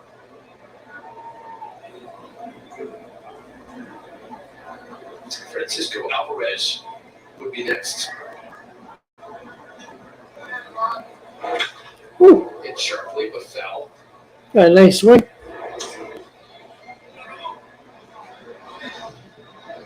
For a big, tall, lanky guy like Perez is, it's interesting. He's quick to the plate. He's doing a good job. They're obviously working on making sure that he controls that running game as well. Guillorme may not be a threat right now, but he's been nice and quick and deliberate to home plate. 0-2 pitch. Bounced way out in front of the plate. Guillorme back to first. Did a great job by Stallings right there. That ball bounces in front of the plate, and you just got to do nothing. See him, puts his glove down, keeps his bare hand out of play so you don't get hurt, and just let your chest protector to work. Chest protector, it's like a pillow, right? Just dead the ball there. Yeah, that's what they tell you, Garrett, until you come up and get socked with one of those. Popped up. It might be in no man's land, and nice play. Alrighty, so that ends the second inning. Still 1-0 Mets. Marlins, excuse me. 1-0 Marlins, guys. 1-0 Marlins. Oh, boy. All right, so there we go. Yeah, well, absolutely. Yeah, I would think, Jason Bay, I don't even know what to say with that, to be honest with you. Like, it was very odd what happened with that. It just didn't make no sense at all, to be honest. Like, it really didn't. Like, Jason Bay, like, he went to Boston and was a freaking great player, and then he came to the Mets, and he looked like he never played baseball in his life. It made no sense. Then he had concussion issues. It was just bad all around. Rough. See, Jason Bay was a high-profile signing by the Mets. Ruff was just a mediocre trade at best. I never thought that Ruff was going to come here and be freaking Murderer's Row. Of course. Yeah, he was great with the Pirates. Went to the Red Sox. Was awesome for the Red Sox. So you can't just assume he went to Boston, New York, and what, he just like, oh, I can't play in New York? I doubt that. It just it was a bad happenstance type of situation. Concussions, and maybe he put a lot of pressure on himself when he got hurt a lot, and he wanted to do too much. It was a lot of factors. It's unfortunate, but you know what? Nobody thought that was a bad sign and when it happened. So you can't kill it now after the fact, because nobody can say that they didn't like that signing. Everybody wanted Jason Bay after the second half he had with the Red Sox and the playoff run he had with the Red Sox. You too, President. All right, guys, top of the third, Mets trail 1-0. From being around the Mets clubhouse both yesterday and today is that by far everyone's biggest concern is just how Edwin Diaz is doing, how his family is doing, how they're holding up his health. And every single guy that I spoke to, including Buck, really echoed that sentiment. They basically said before anything having to do with baseball or the team, just they want to make sure that Edwin Diaz is doing all right. And then secondly, there's no doubt that Edwin was the best closer in baseball last year, but what these guys say is a lot tougher of a gap to fill than what he brings on the mound is what they're going to miss off the field. He's a leader, and Brandon Nimmo said that he's going to miss the trumpets, of course, but also the charisma and the energy he brings. Drew Smith said there's certainly guys who just make the game more fun during the course of a long season, and Edwin is that consistent positive presence. He said that he hopes Edwin is still going to be around the team during the rehab process because of the value that he brings just in that sense. But he also said, baseball is a war of attrition and that the expectation to win hasn't changed, guys. No, it's Michelle Margot. About it. Edwin Diaz, one of the really good guys, upstanding citizens in the game. The one thing I always talk about is that one Mike Gibson is grounded out to shortstop. Nice play. One out. I always talk about when it comes to Edwin Diaz is even when the times were really difficult for him when he first came here and he struggled, he always stood there, Todd, and he answered the questions. Yeah, there's something to be said for that, and I think that's something I think we all would. in him. He didn't let it affect him the next time out. He went out and tried to get the outs. He struggled, some mechanical things, and finally got that slider where it should have been, and then the rest is history. Jesus Sanchez struck out his first at bat. I will miss the trumpets. So top of the third, 1 out, 43 pitches for Carrasco. I'm assuming he might go like 65, 70 pitches. He might have 2 more starts before opening day, so he might get to like 70 pitches. All right, quick 2 outs.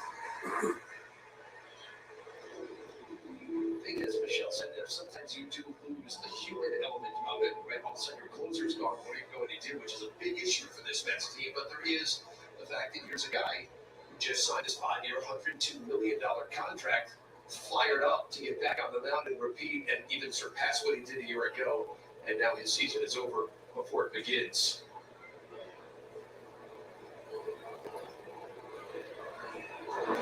Ryan De La Cruz.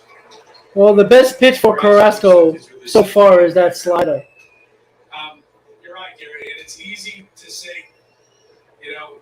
guard that WBC, but it goes beyond that. These guys, it's a point of pride that they're born and raised with. Oh, that's a shot. Oh, got on top of that ball. That was a quick inning by Carrasco. Nice set of pitching for Carrasco. Going to the bottom of the third, 1-0 Marlins. Once again, guys, if you're just tuning in, don't forget to please hit on that like button.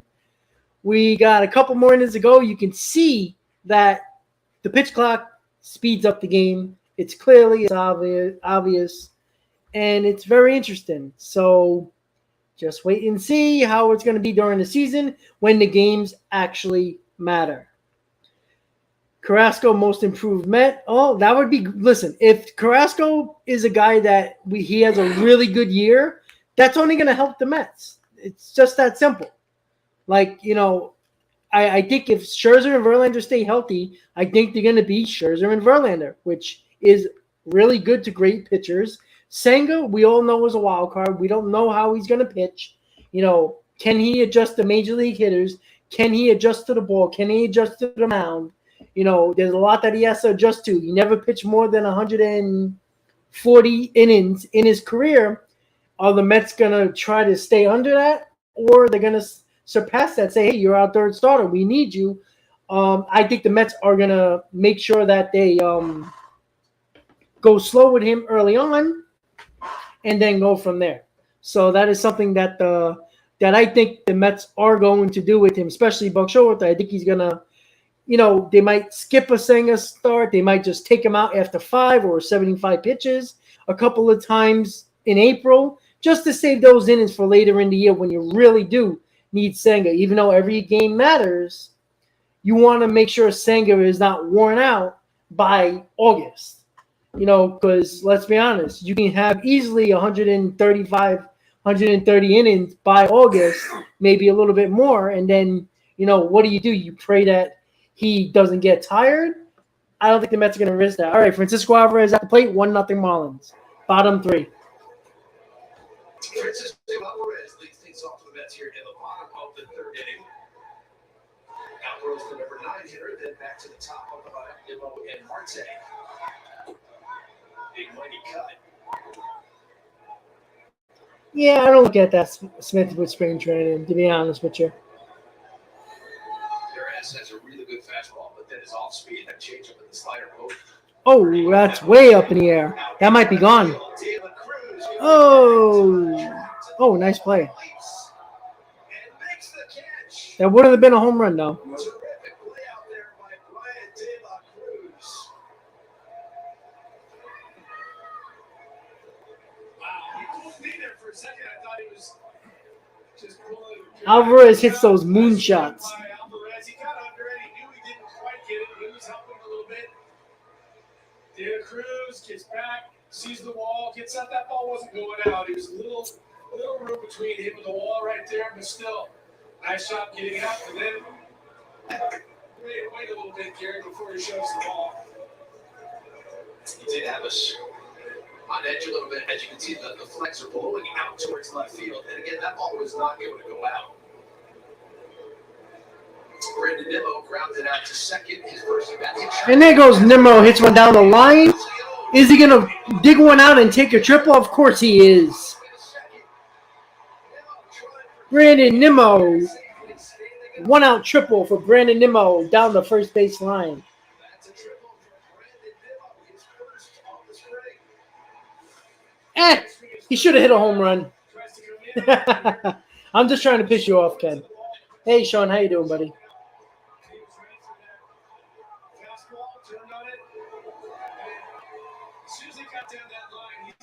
Nimmo is so fast on the base paths. Only if he could steal bases, he would be so much of a better runner. Do 20 push-ups? No. So Starling Marte with Nimmo down at third. First pitch swinging straight back and out of play. So the Marlins playing this one like it's a little later in the game. Got to get field in, trying to get off the run. Maybe just working on something, but Marte and Nimmo, it's a tough combination playing with the infield in. They're in the third baseman, right even with the bag, and then Iglesias in as well.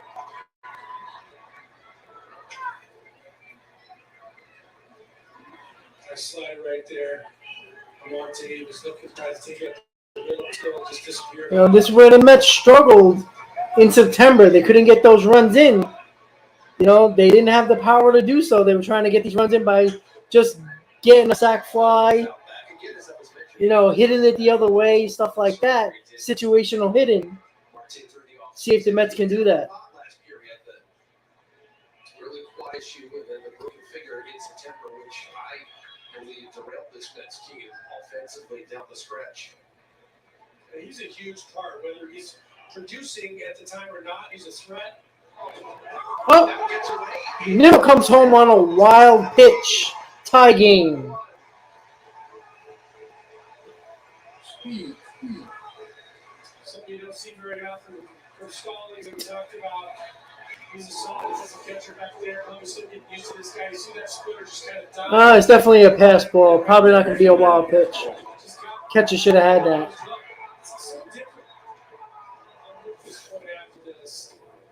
And Marte strikes out. He was happy about that. See, it's so different now. When you're a catcher, and you know that you're throwing an off-speed pitch, you used to be able to anticipate those balls in the dirt, but these off-speed pitches are now at 90.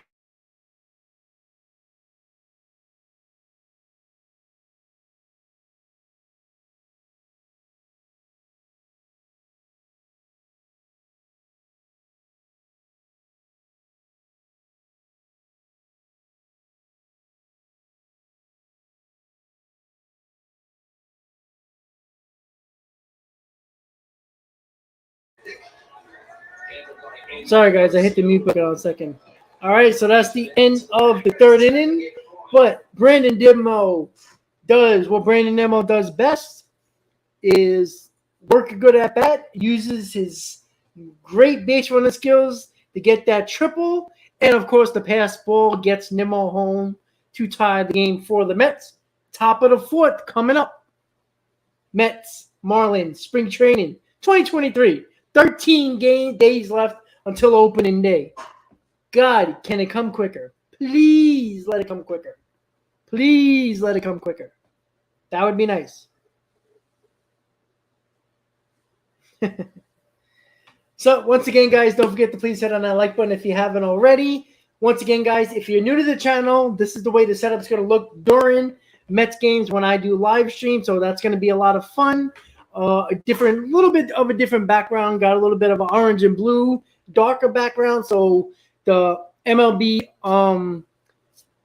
game day pops out a little bit more, and also my little box pops out more with the Mets logo and my channel logo, and of course the team's logo on top pops out a little bit more with more of the darker background. So I think it's pretty cool. A couple of people told me that they liked it. Just give me your feedback because I can always change it up. But if you like that, what it looks like right now with the background, let me know in the comments, and we can change it up or we keep it the way it is at the moment. That's what spring training is for, to get a feel for everything, right? All right, let's see. They keep on showing that commercial with the girl on the golf course. Lovely.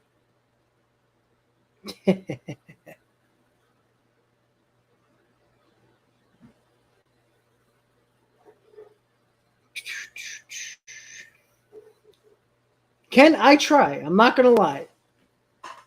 I'm not gonna say I'm artistic, but I try. All right, top of the fourth, 1-1. Carrasco on the mound with 47 pitches starting the fourth. And knocked in the first part of the game to get the first inning.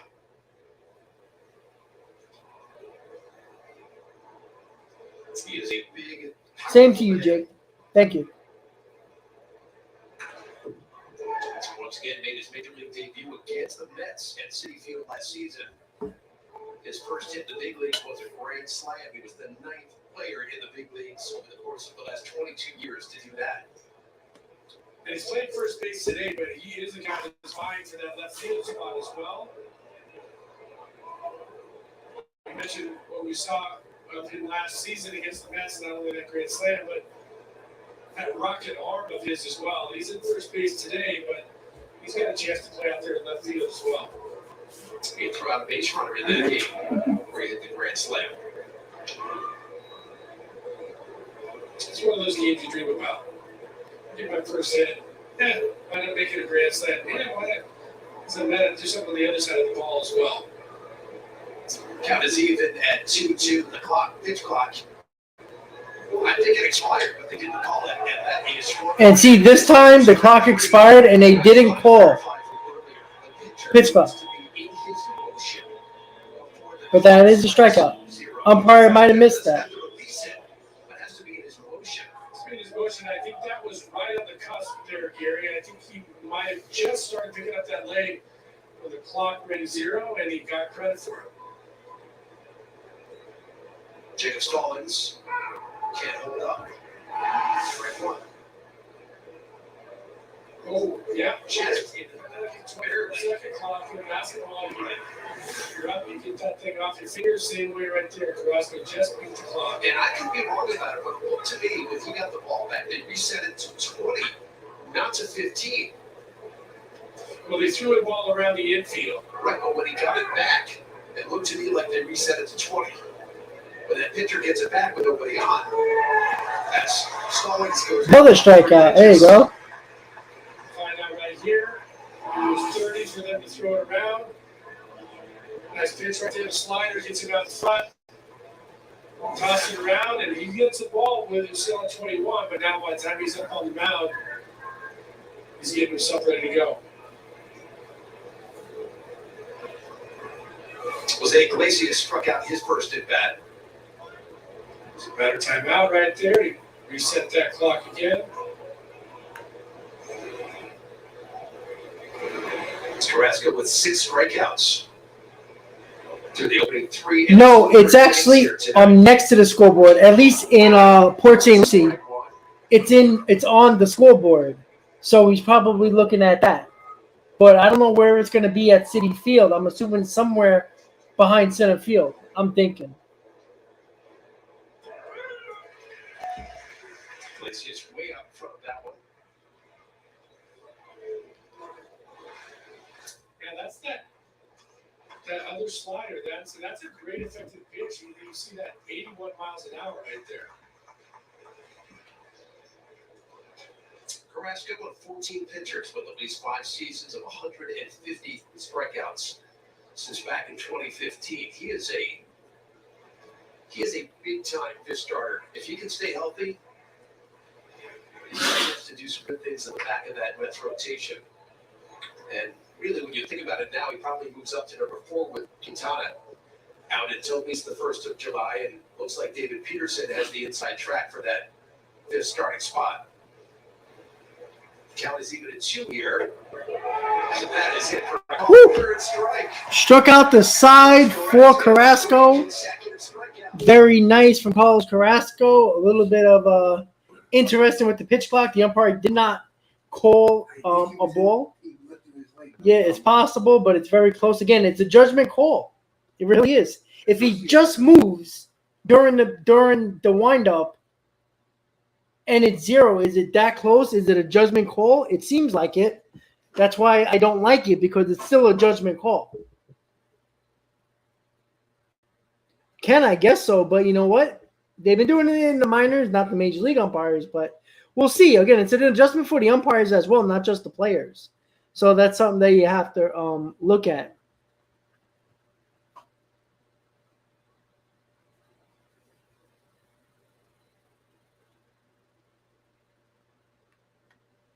All right, so let's see.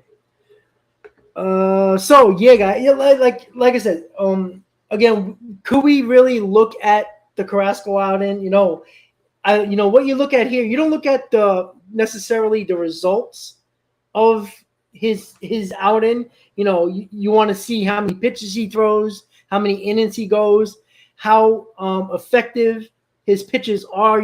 Is his slider sharp, which his slider seems like his best pitch. His fastball, he doesn't throw very hard anymore.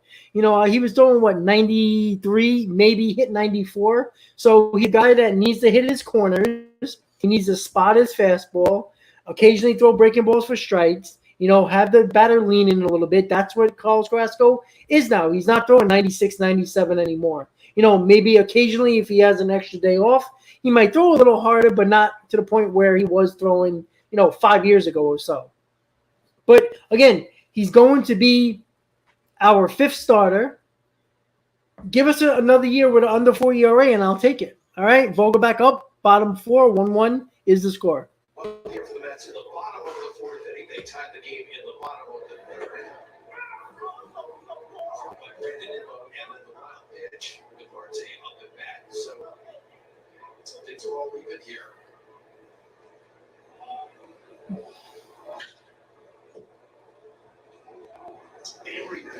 I agree. Ken. Quite a bit about him here so far today. When you're big like that, 6'8", a lot of moving parts and moving pieces. How difficult is it, Todd, to repeat that delivery? Well, he's got a very simple motion. It can be difficult, but it looks like he's trying to simplify it as much as possible. We talk about Sandy Alcantara, who's also a big man, 6'5", 6'6", with long, lanky arms and legs, and he's very, very simple, which keeps him mechanically sound. Woo! Drop. That's a base hit for Vogie. Sanchez. So leadoff single for the Mets here in the fourth inning.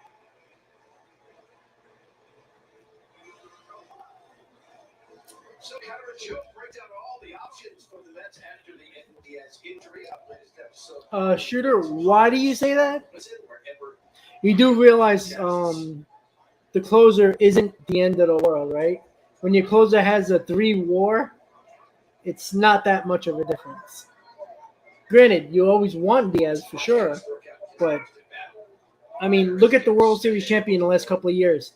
There wasn't even all-star closers on there. injury, there's been a lot of debate here. Todd. You do, but the Mets do still have a very good pen. WBC.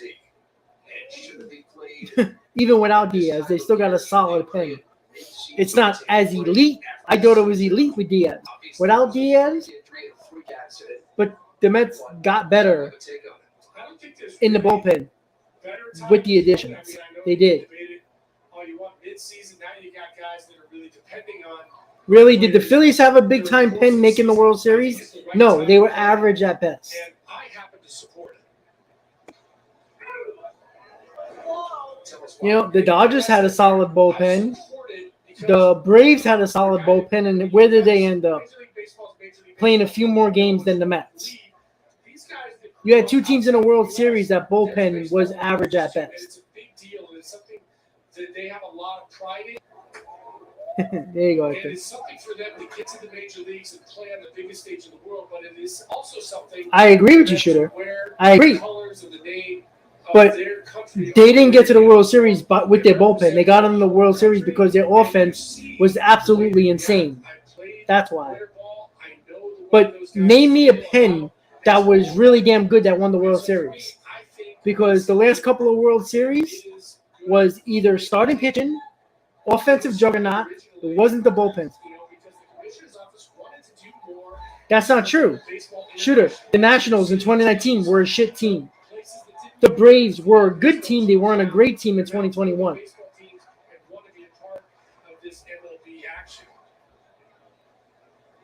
Oh, Canna hits a shot. That might be gone. Oh, off the wall. All right.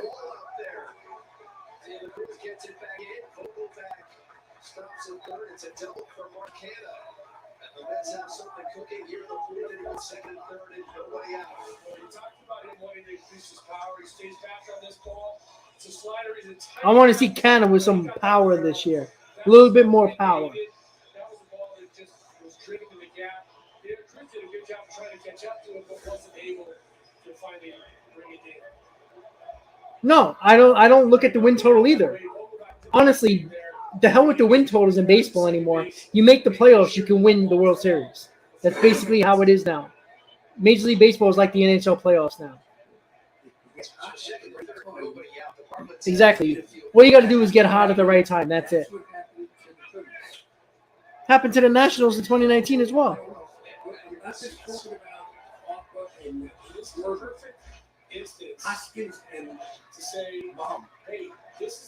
Okay, Shooter, but the teams that the Phillies faced were more balanced, but the Phillies won with a bad bullpen and basically a really good offense. That was basically it. And their rotation wasn't even that good during the playoffs. Oh, Darren Ruff. Oh, he almost tried to get a hit.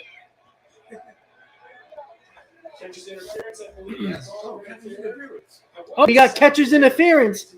We got bases loaded. Darren Ruff is productive. Woo-hoo.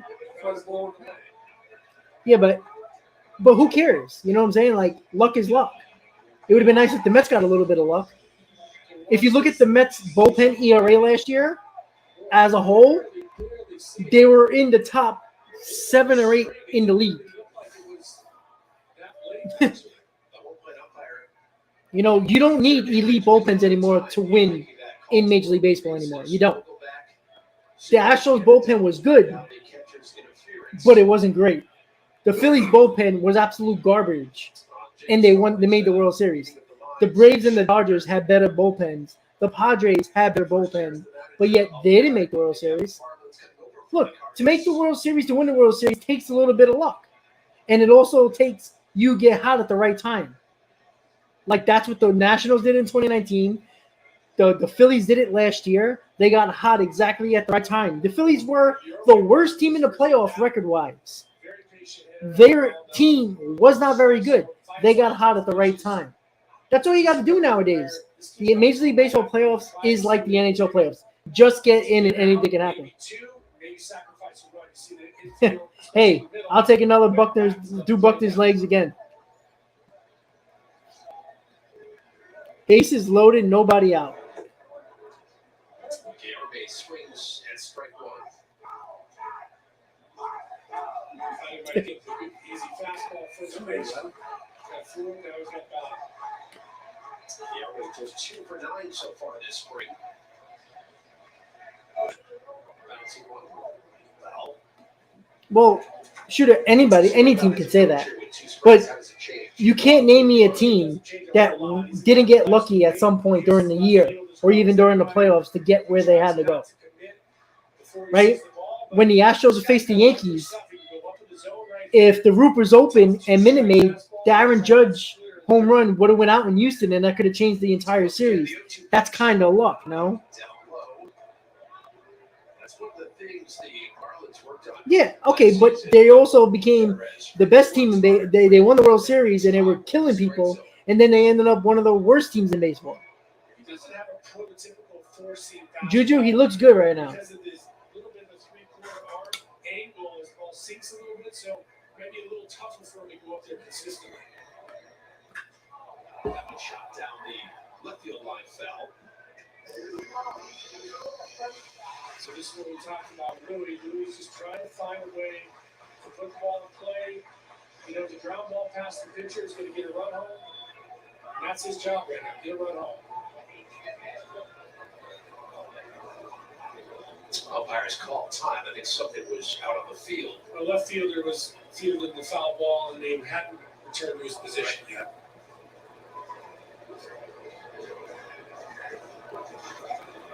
Vogel back off third, get off.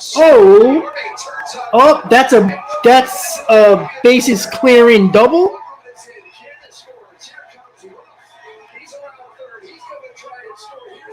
Hey, all right, there we go. 3-run double for Luis Guillorme. All right. That's what I'm talking about. 4-1 Mets in the bottom of the fourth. Well done. Well, we talked about how he's able to kind of stay back, try to stay this at bat. Look, this is what the Mets did really well for about 150 games last year.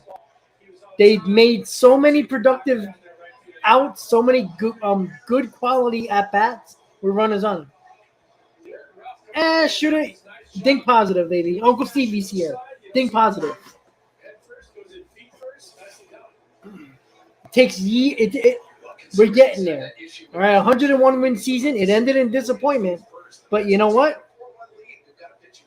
Maybe this adversity with Diaz puts them somewhere, gets them going a little bit more, puts a little bit more, puts more on their shoulders. That's what I think we should do. Yeah, Jake, let me know. Are you going down to Miami or, at Citi Field? Just let me know. Let me know when you're going. Leave a comment in one of the videos, and it'll post on my, through my email and stuff like that. So just let me know. I go to a lot of games. I'm around. Some people last year said that they didn't walk up to me for some reason. Just say what up.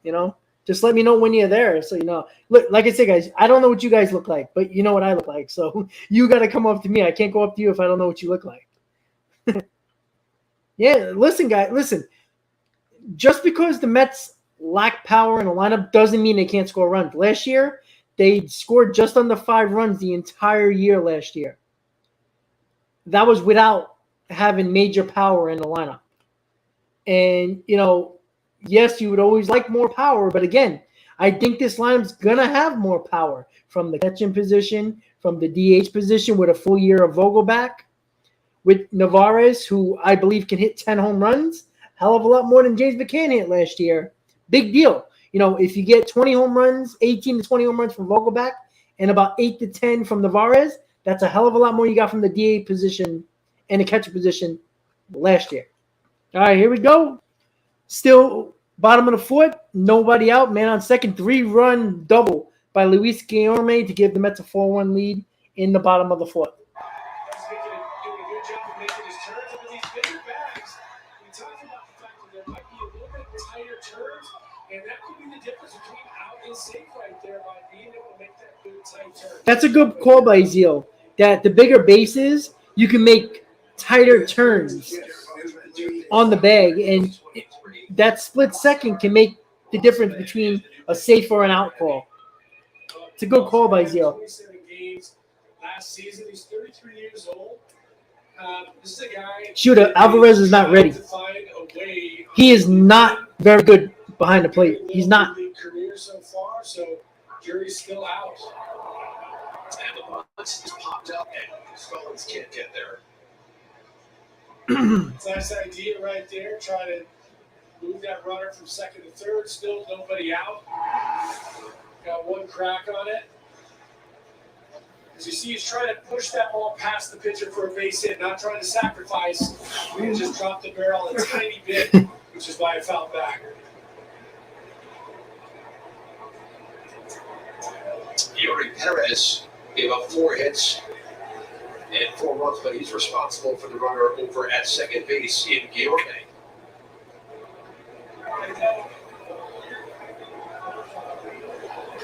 Perez, great stuff, great potential, but still hasn't quite figured it out at the big league levels.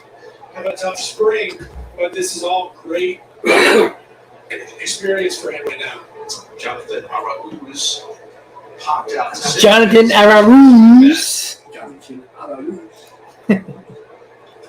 So the sun is barely hanging on. We can see it shimmering off the facade out in right field. Nighttime is coming upon us here in Port St. Lucie. There's the shimmer. That's good lighting gear. That's good for a photo. By the way, it's nice to be out of the studio with you. Well, it is. They gave us a little reprieve, said, hey, get down to some nicer weather. And see what we should do about calling it a ball game. Good to be here. 3-1 pitch, that's inside. Arauz picks up walk. Listen, there's a lot of excitement around this Mets team. It was dampened a little bit on Wednesday night with the injury to Edwin Diaz. But as a player, I wonder, when you see something like that happen, I thought it was interesting. We saw, looking at replays of that, Starling Marte was in the front row behind home plate down in Miami.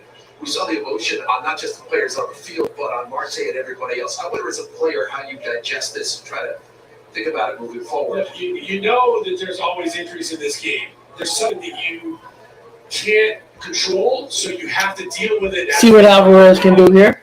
Look, it's a shocker. It's a gut punch. It makes you feel like, hey, we had all these things come together, and Edwin Diaz was a big part of it.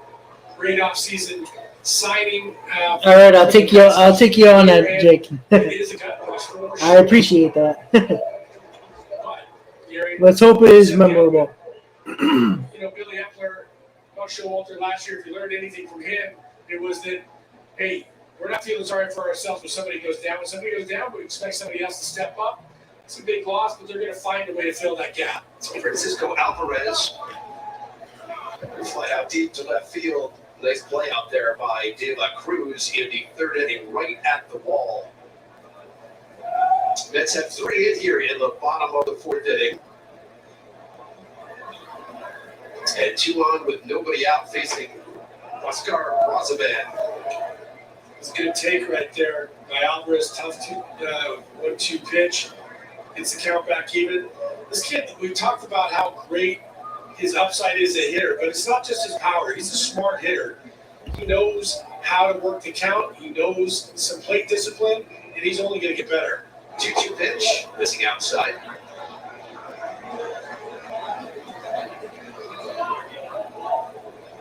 Shooter, I don't care either way. If I catch a game, I catch a game. I don't care about it, to be honest with you. Bread and butter, which is that bat in your hand. Roosevelt from the Dominican Republic. 3-2 pitch. All right, bases loaded. Nobody else do. Well, this will prolong the game a little bit. So they're showing all the Mets injuries, and it's all bullpen. Diaz, Rayleigh, Montes de Oca, and Coonrod. Right knee, left hamstring, right elbow, right lat. Rayleigh expected to be available for opening day. That's important.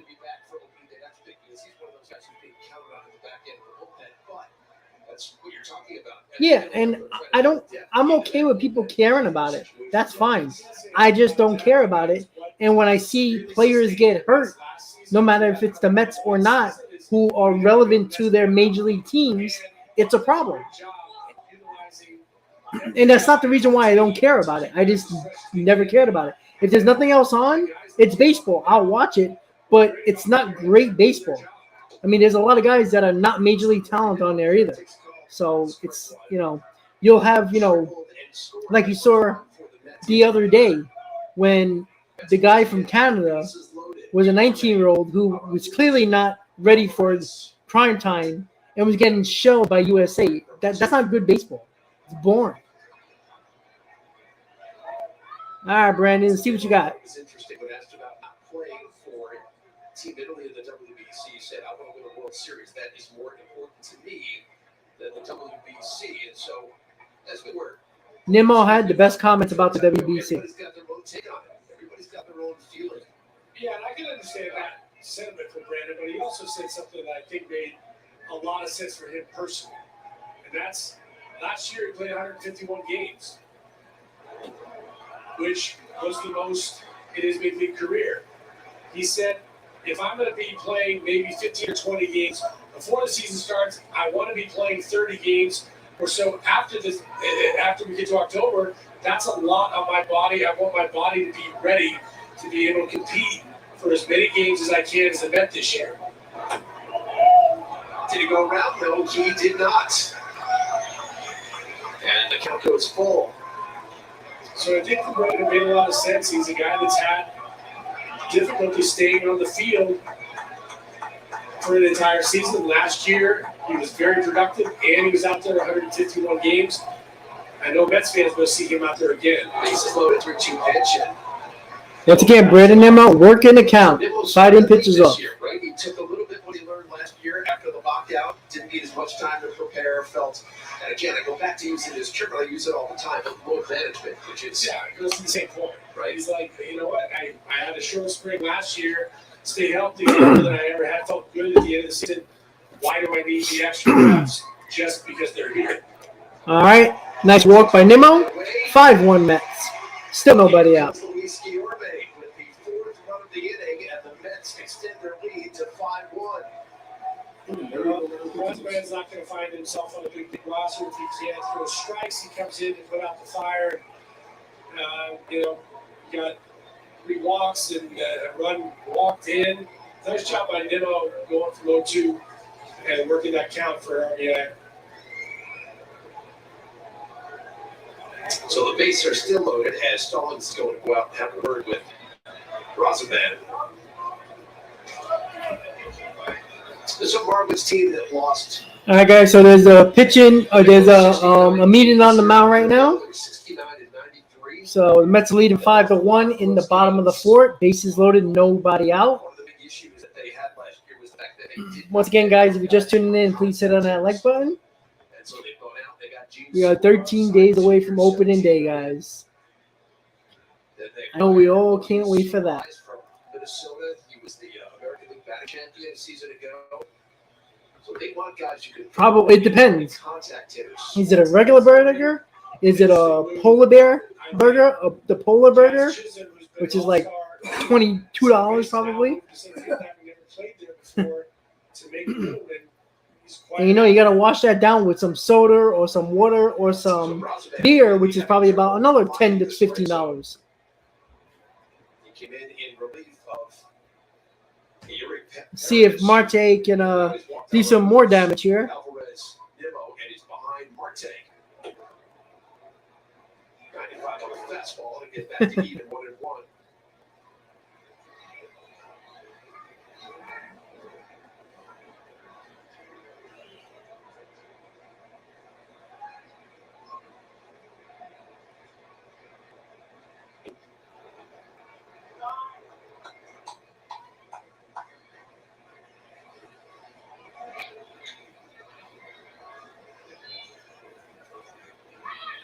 Starling Marte played 92 games with the Marlins into the 20 season, into the 21 season. Takes a fastball for a strike, counting as a 2-2. Then he went to the A's and then signed the offseason free agent contract last year. He's got the bases loaded here. Oh, yeah, that's in the line drive. I don't know if he's going to score from third. And he does. All right. Sack fly from Marte, 6-1 Mets. Productive outs. We like productive outs. We talked about that a lot last year with the Mets. No reason why they can't do that just as well this year.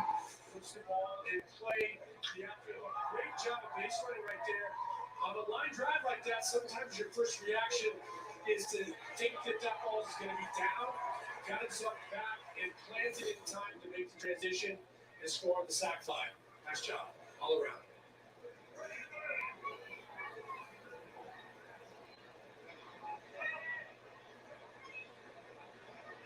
But when I saw Danny Mendick was in the lineup, I looked. Danny Mendick went to UMass Lowell. First pitch swinging, left side. Iglesias to second for one, on to first. The 6-4-3 double play.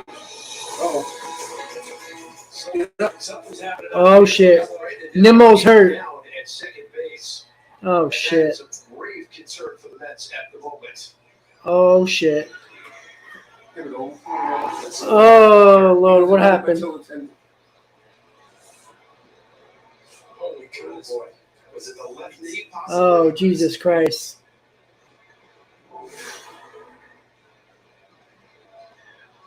Maybe that right ankle or knee caught the cleats. Uh-oh. Right knee.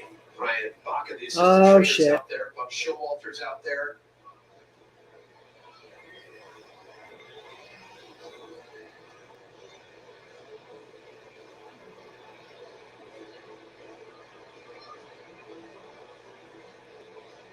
Brandon is trying to explain to Buck exactly what happened. Joe Cora's out there. Uh-oh. Oh, man, that's not. Oh, Lord. There.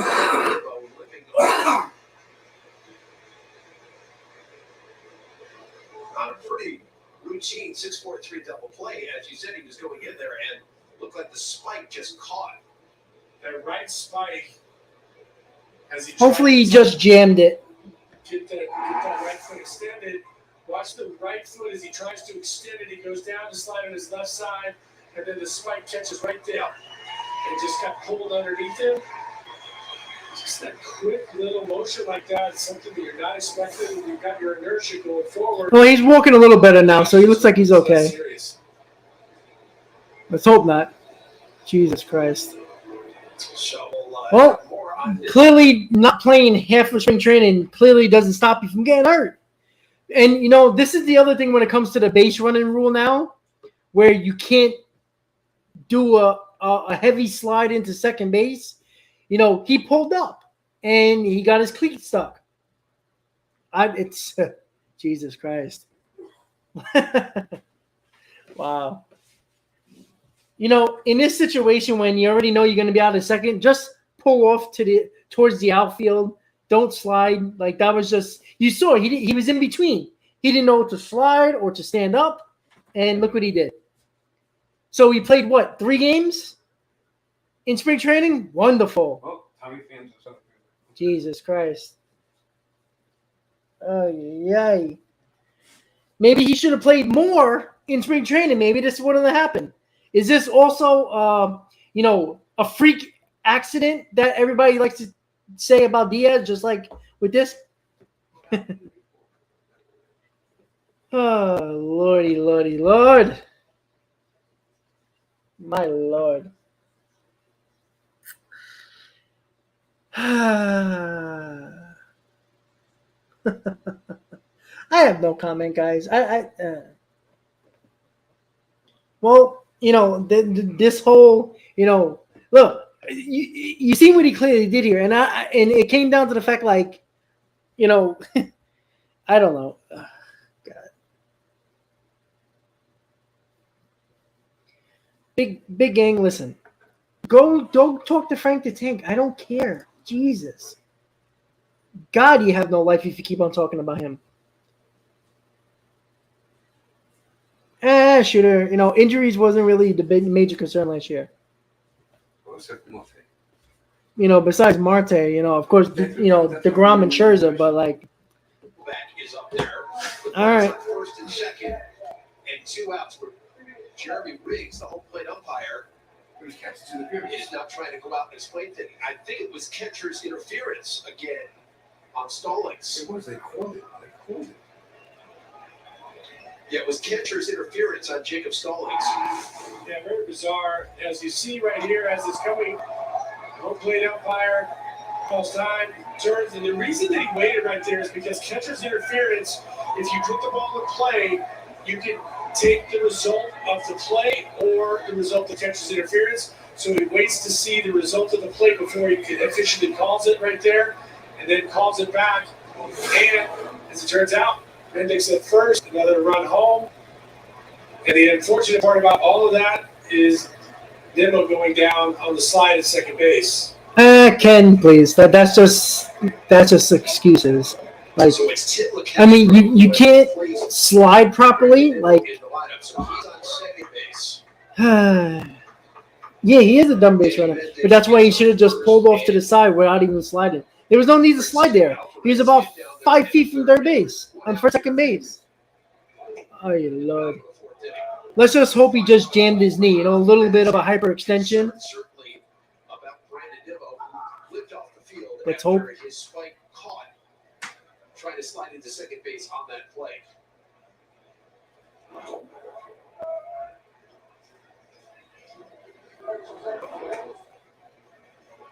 Well, clearly not playing any games in spring training really doesn't matter, does it? Number 92, left-hander, trying to get Vola back here. Well, no, I don't want him to get hurt. I didn't say he's a terrible player. So that was an all-around bizarre play. And as I said, catches and That's reverses spring don't make training. that confusing because You have your own players, get all together, you get them all together. Nobody watches. You have them play against each other like we used to do with softball. We used to get some things, we used to You want the play home run, not the catches interference. other teams that were around the thing, even though they were in the league and everything like that. Go back right. Ooh, Garcia ouch. bouncing back to the catcher Stallings. Really? Really? Did you see that? Wow. Directly off guard. That was an insane play. Stallings on to first. 6-1 Wow. Mets. Yeah. Well, that ended the fourth inning, 6-1 Mets. But the real story is Brandon Nimmo jammed his knee, slided into second base, which he didn't have to slide. He did walk off the field gingerly. Let's just hope he just jammed his knee. I've done that before in a slide. You get your cleat stuck in the wrong spot and you jam it. Hopefully it's not, you get that sudden pain and then it goes away. Let's hope it's just that and not no ligament damage. So we're going to the top of the fifth. Yeah, Michael, unnecessary. A lot of unnecessary injuries, but we'll see. Let's hope he's just okay. Let's hope he just, jerked the knee a little bit, got it, you got that little, like when you jam something, you jam your finger and this part of the area where you bend it, it's very similar to the way the knee bends.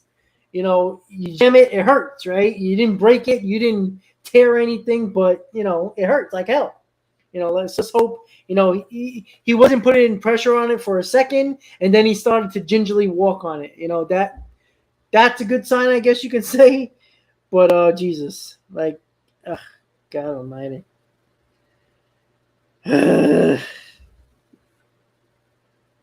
Oh, God Almighty. But let's just hope Nimmo's okay. Well, he'll probably not play on the spring training game. That's for sure. Put him out there on opening day. Hey, I have an idea. How about we don't play no spring training, but just play the WBC? That might make a lot of people happy. Nimmo don't play for 2.5 weeks of spring training. Plays, 3 games? And gets hurt. But, hey, I'm glad he stayed healthy for his contract year. Jesus Christ.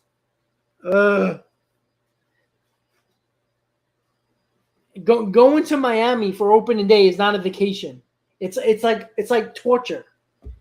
It's torture to be a Met fan. Oh, God.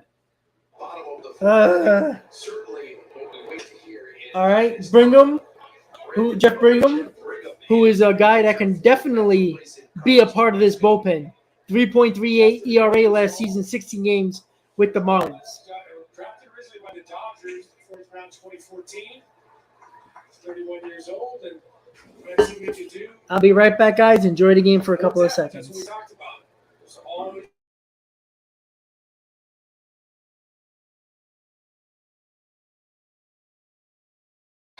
I want to go back to Brandon Nimmo here for a moment, who lived off there in that 4th inning. We don't have information yet. It was obviously the right knee and the cleat that got stuck as he was sliding into second base.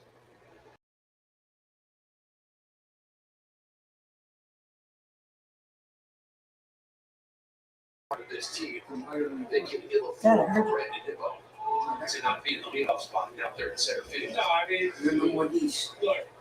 The reality is, you don't want any of your guys to go down. The guys that you count on. But it just goes to show you that some things can happen in such an unexpected way.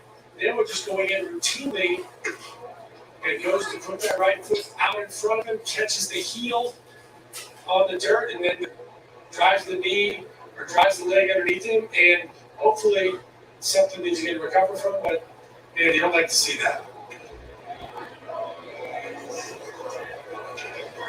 The Mets acquired Tommy Pham this offseason. He's scheduled to be the 4th outfielder on this team. Mike, that's a good way to enjoy it because they don't do the new rules. Much Showalter and Billy Epler are trying to build in depth. We know Cannon can move over. He can play some center field. Jeff McNeil can go from second base out to left field or right field. Dylan Castro was replaced. Nimmo in the lineup. He's having a very good camp so far. He's got great speed. He can play the outfield.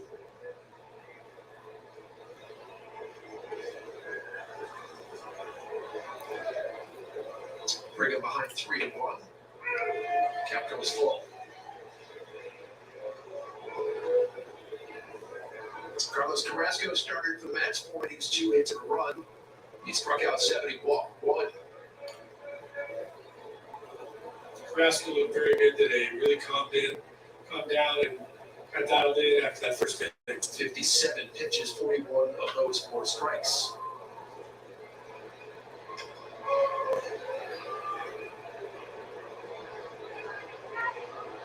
So as I mentioned, Castro, he replaced Nimmo. He is out in center field now for the Mets.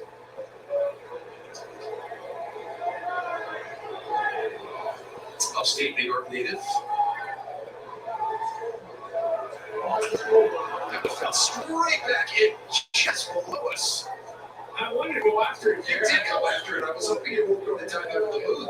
If I had my glove, I might have reached out a little bit more. It's right here. It's right there. And I got out like you were going for it. I wanted it. You're shying away from those anymore. Come on, I want it here. Yeah, see? You don't want to be shown on replay like that, diving away and being afraid of baseball. You got to go at it. Ducote turns on it and drives it foul. What is that we're seeing in out of left field? That was very bizarre. in the sky above left field. The hell is that? Some kind of weird flying object. Could that be something coming from Cape Canaveral? That's what I hope it is. Oh. Here. Cape Canaveral shooting something off. Bounce up the middle. It's an asteroid. Oh, nice play. Harris. Really good play right there from Jonathan Araújo. Who gets the second out?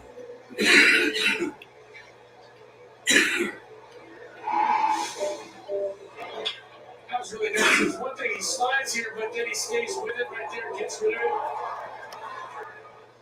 Nice job. Bobbled it, picked it up quickly. Great play. Got him by a step. You know, Araújo made that play on the shortstop side of second base, and that's one of the things I think we're going to see more of this year is plays like that because of the banning of the express shift. Players are going to Well, Cape Canaveral's right there. So. and have not had the positioning to make here during the shift. Everybody's looking up on their phone. Francisco Lindor, when he first came here, before they were contemplating banning the shift, he said Well, that's all he that is. he feels like he doesn't get to show off his. Hey, Jose, what's up, man? I'm good. How are you? Barry slices one foul, and that's into the seats. And now he's looking forward to it. He saw some great athleticism right there. Yeah, Lindor, certainly somebody's spoken about that. He was outspoken against the shift. Certainly when he first got here. Boy, I just saw that. Just replays in my mind. Lindor was down Well, on his knees. when I was in spring training, I didn't like I went to the concession stands. I missed the full inning like that. Go-to pitch from Brigham. Everybody's watching the game, but not watching the game. Yeah, everybody's watching whatever's up in the sky right now. Since that first inning, which I think is a good thing. He's doing a good job handling the pitchers. He looked good behind the plate with Carrasco. He's smooth back there. He's a big man, so it's tough for him to get really, really low. But it looks to me like he feels confident, has command, moving in and out. Good job fending some balls, blocking a few balls. That's what this Mets franchise wants to see. May not be coming out in spring. All right, Jose, that's cool. They're playing Mexico, right? Potential in the future.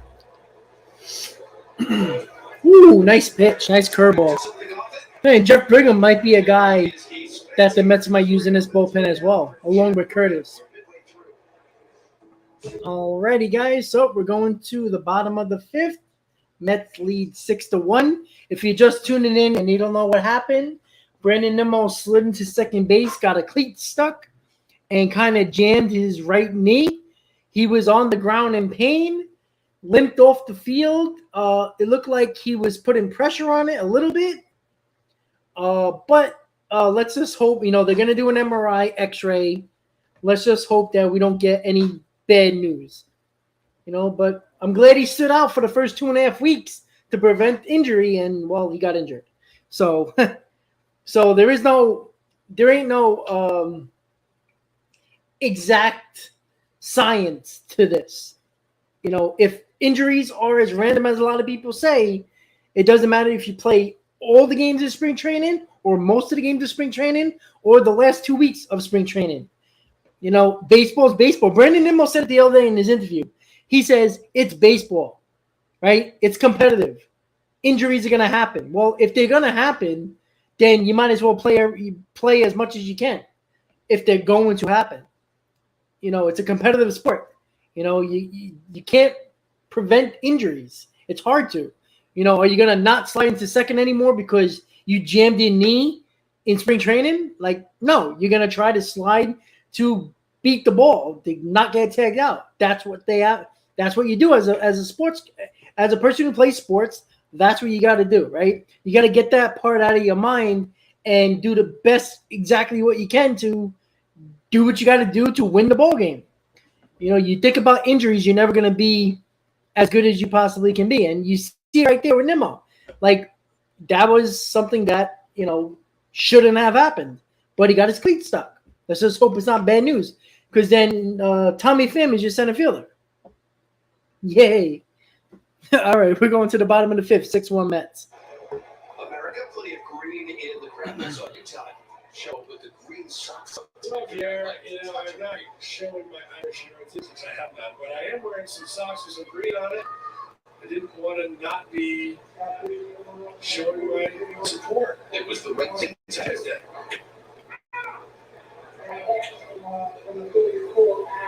Andrew Nardi is the new pitcher here for Miami. He takes over for Robert Garcia.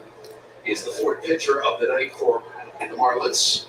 As we mentioned, he's one of the guys that came from Miami camp to join this Mets team today to back up their number one prospect in the organization. 6'3", 215, 24 years old, the left-hander. Gets ahead on Mark Cannon, 1-2. He's got a mid-90s fastball. Mixes in a slider and a changeup.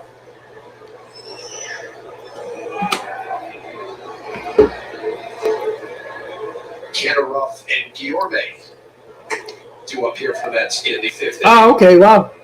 It's a whole new battery for Miami. Nardi on the mound, and Austin Allen is the new catcher, taking over for Stallings, who had two catcher's interference calls on him, 2 errors there in that bottom of the fourth inning, which is pretty unusual for a veteran catcher. Yeah, it is. I mean, the one with Ruff I could understand a little bit more than the second. The one with Ruff was trying to go to right field. He was waiting on the ball. And that's what caused him to just tip that glove. But it's unusual for a catcher to get one, let alone two, in the same game. Count is full here on Mark Cannon. 1 for 2, strikeout. And then a double in the fourth inning and scored as the Mets batted around in the fourth. Mark looks good to play right now. He's taking good cuts, laying off balls at the top of the zone and just out of the zone, and taking some nice swings. Well, 5 innings have taken almost 2 hours already. He's played 141 games 2 seasons ago, 140 last year. Straightaway center field, Hampson gobbles it up for the first out.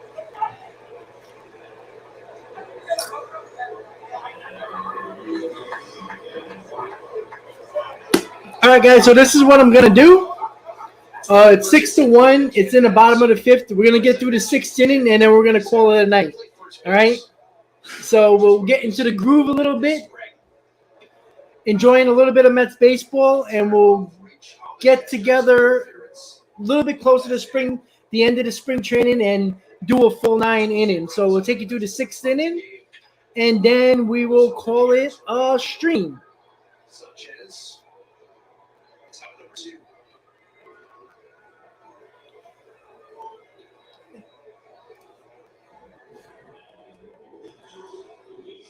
We mentioned Cannon played a number of positions. I think one of the things that was most interesting for me to listen to Buck talk about at the beginning of the shift is how they might use outfielders late in the game. Cannon might be one of those guys that moves around.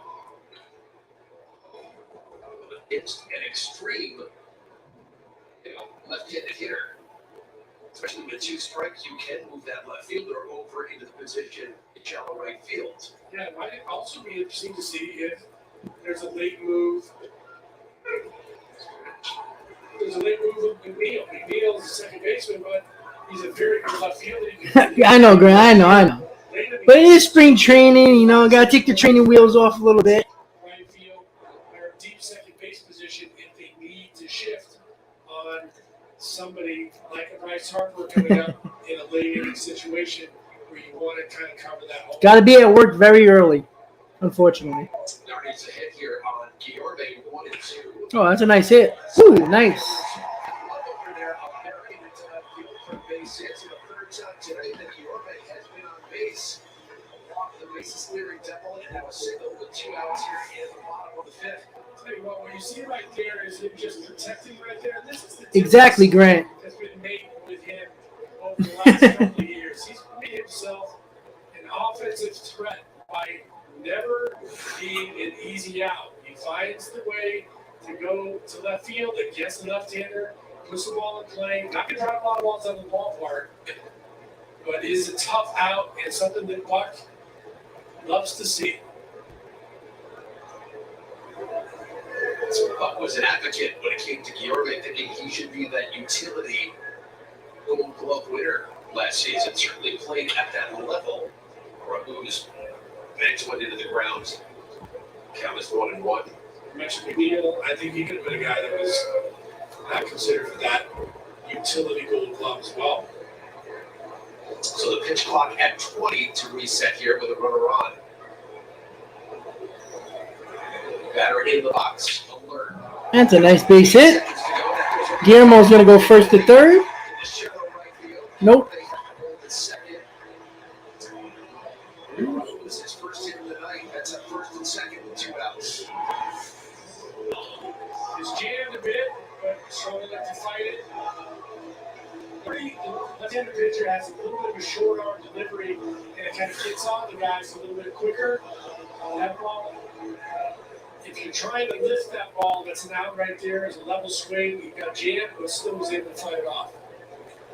We saw Francisco Alvarez power in his first at bat in the third inning, driving one deep to the wall in left field. He's got raw power, 5'10", 233 pounds. He's got that compact, powerful swing. Much has been talked about. Worked at his father's company when he was young, his construction company, his dad's construction company, to build muscles as a young man. He's also quick. That bat, he's got great bat speed for a kid that's as big as he is. Off speed, bounce down to third. Barry with plenty of time gets Alvarez by a step. Alrighty, guys. So we're going to the top of the sixth. Mets lead 6-1. If you're just tuning in and you don't know what happened, Brandon Nimmo was sliding into second base, and he got his cleat stuck and jammed his right knee. We don't know the extent of the injury yet. He did walk off on his own power somewhat. Little bit of a limp. Let's just hope it was just a jammed knee hyperextension, or just like you jerk your knee a little bit. You jam your finger. Very similar to what he looked like he did with his knee. Let's just hope there's no ligament damage, tendon damage, and it's just sore, and he missed a few more games. Why not, right? But that's, geez. Let's just hope he's okay. We already lost Diaz. We can't lose Nimmo too. That's just gonna be probably. Yeah, my dad just said maybe it's the new contract jinx. Now we got to watch out. Yeah, really. So once again, guys, I'm going to take you through the sixth inning, and then we'll call it a stream, and we'll get back tomorrow for a Mets Talk live at 6 p.m. so we can discuss hopefully good news with Nimmo, bring up a little bit more about replacing Diaz and what that's going to happen to, and getting closer and closer to opening day, and bring you a little bit more about what I'm going to be doing with the channel. Putting up a schedule for live streams for Mets games so you guys know when I'm going live for that week, and you can be ready, you can be prepared, and also we'll do a weekly recap on Sunday, either before or after a game. The game's at night on Sunday. I'll do a weekly recap of the Mets games during the week. And then the game will be at night. Or if there's a day game, I will do it after that game to recap the week. All right, guys, 6-1 Mets, top of the sixth. And Brigham is still in the game for the Mets. Is the new first baseman. Jose Peraza in their second. Brett Beatty moves to third. Mauricio at shortstop. So an entire new infield. And then Strolla moves in left field. And DJ Stewart. Ronnie Mauricio is at shortstop.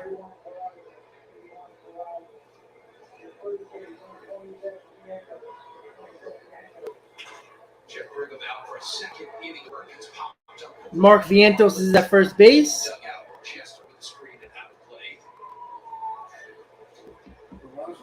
By the way, we understand that object that we saw. Now, we have not confirmed this. But we did hear it was a SpaceX Falcon 9 rocket. Well, Again, not confirmed.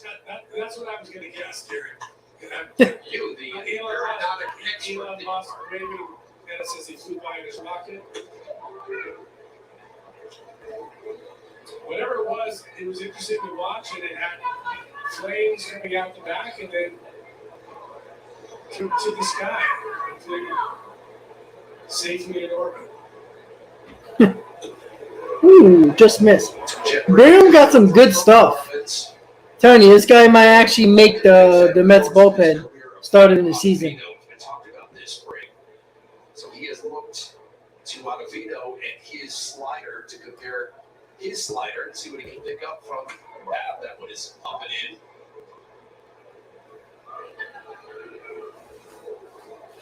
Tim Britton in the Athletic wrote a really good piece earlier this spring on the Mets relievers, and he talked about the fact that Brigham works his sweeping slider off a 4-seam fastball more than the 2-seam fastball. He does his sweeps. It's not quite as big as Adams. It's big for a slider, but it's got a little bit of deception along with it. He short arms his fastball, which is why he uses that 4-seamer. It kind of gets on you faster than you think it's going to. Jared Hansen leads it off here for the Marlins in the shallow right field. Back there to make the play is Jose Peraza, who's into the game. He first it out. I know that hurt his knee.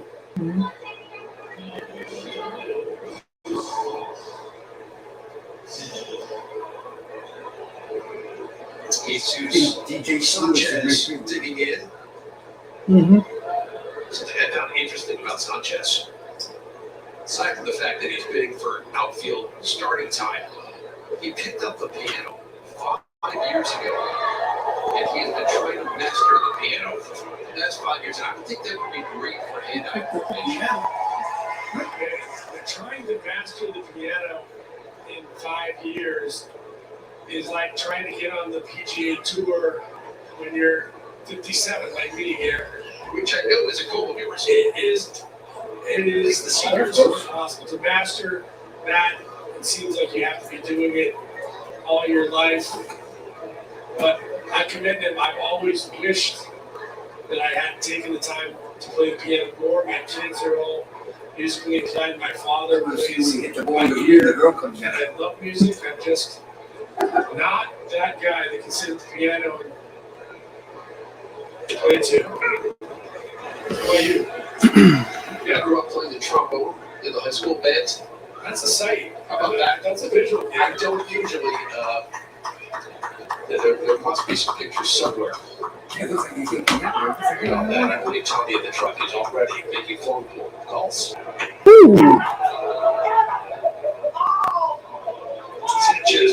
There's a guy that's very drunk behind the plate. Yeah. Enthusiastic fans. Empire said nope. We're going to reload. Ready, We're okay. 2-2. With the calmness. Mets had the lead here 6-1. They got 5 runs in the 4th inning. And that was the inning where Brandon Nimmo got hurt on what looked like an inning-ending double play as he tried to slide into second base and ended up being catcher's interference.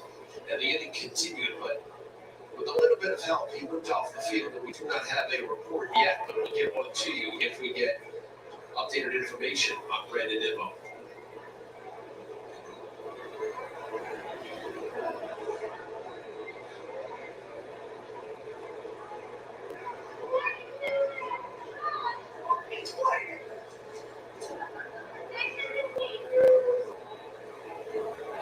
Pitch just misses, and so it's Sanchez works out a walk. So 1 on, 1 out here in the 6th inning for Miami.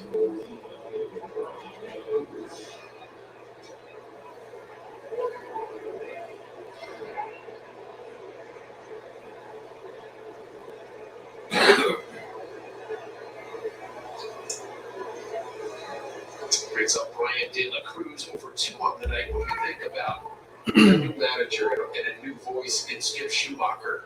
What sort of an impact do you think it can have, especially on a young team like the Marlins? That depends. I mean, I think when you have a young team that's coming together that doesn't have a lot of expectations, on it. I think a guy like Don Mattingly has been good for this organization because he's a guy that is not expecting too much. Schumacher comes in, he's got a goal of making this team gel and trying to get them to be a contender, not just a team with a bunch of young talent. I think he's obviously a guy that they consider to be the right guy for that job, but you got to be tough when you've got a bunch of young guys coming in like this. Well, he brings with him a winning culture from St. Louis. Absolutely.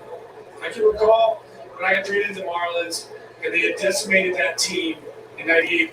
Piazza and I got traded there, and Jim Leland was a guy that needed to kick the booty of a lot of those young players that thought, hey, they're here having fun. They're here to get out. So the Marlins season goes 69-93. They've had losing seasons a dozen of the last 13 years. Sandy Alcantara was the runaway winner. He was the unanimous National League Cy Young Award winner. And then Jazz Chisholm, his first career All-Star selection, didn't play from late in June on because of injury. And now he moves out to center field this year for Miami. He's never played a game out there, but they think he is going to be able to adapt with his speed and his baseball instincts to do so successfully. He's a great athlete. I'm sure he's up to the challenge. I don't expect that to be an issue, especially if they have that much confidence in it. Gerard Encarnacion takes a called strike. Count is even at 1-1. So going back to the last thing on having a young, talented team that hasn't gelled together, there's no expectation to win. And there's no expectation to win. Guys can tend to just be complacent with being okay and being in the big leagues and working on their own career stats. And that's the one thing that I think really I saw with Leland. He's like, no, that's not okay. I built teams that win. If you guys are going to be big league players, you're going to learn to play like big leaguers. Whether we win games or not, you're going to play the right way. And that's what I think has to be taught to a young team like this Marlins team.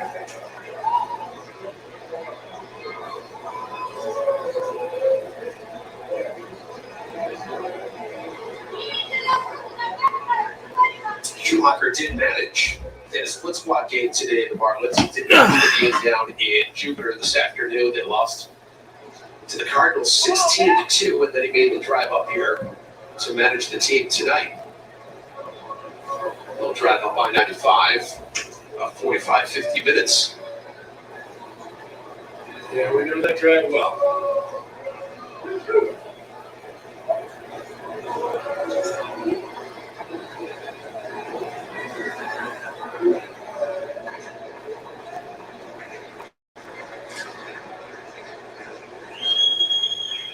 I mentioned Jazz Chisholm. He's on the cover of MLB The Show 23.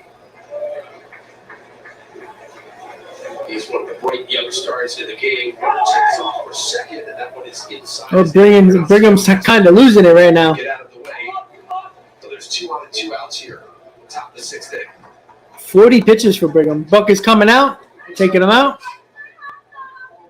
Has reached the pitch count limit for Brigham. So we've got a pitching change here as Brigham walks 2 in the inning.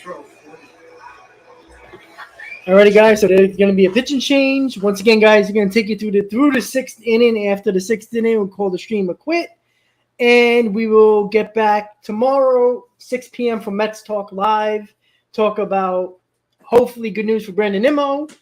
Talk more about what we're going to do for the channel and a little bit more about opening day. And if there's any more clarity on who might be closing for the Mets or who's going to make the team, Beatty, a couple of guys are going to make it from the bullpen. There's a lot to talk about getting very, very close to opening day on March 30th. Let's just hope we don't have no more damn injuries because, we lost the best closer in baseball. We might lose our starting center fielder, but let's hope not.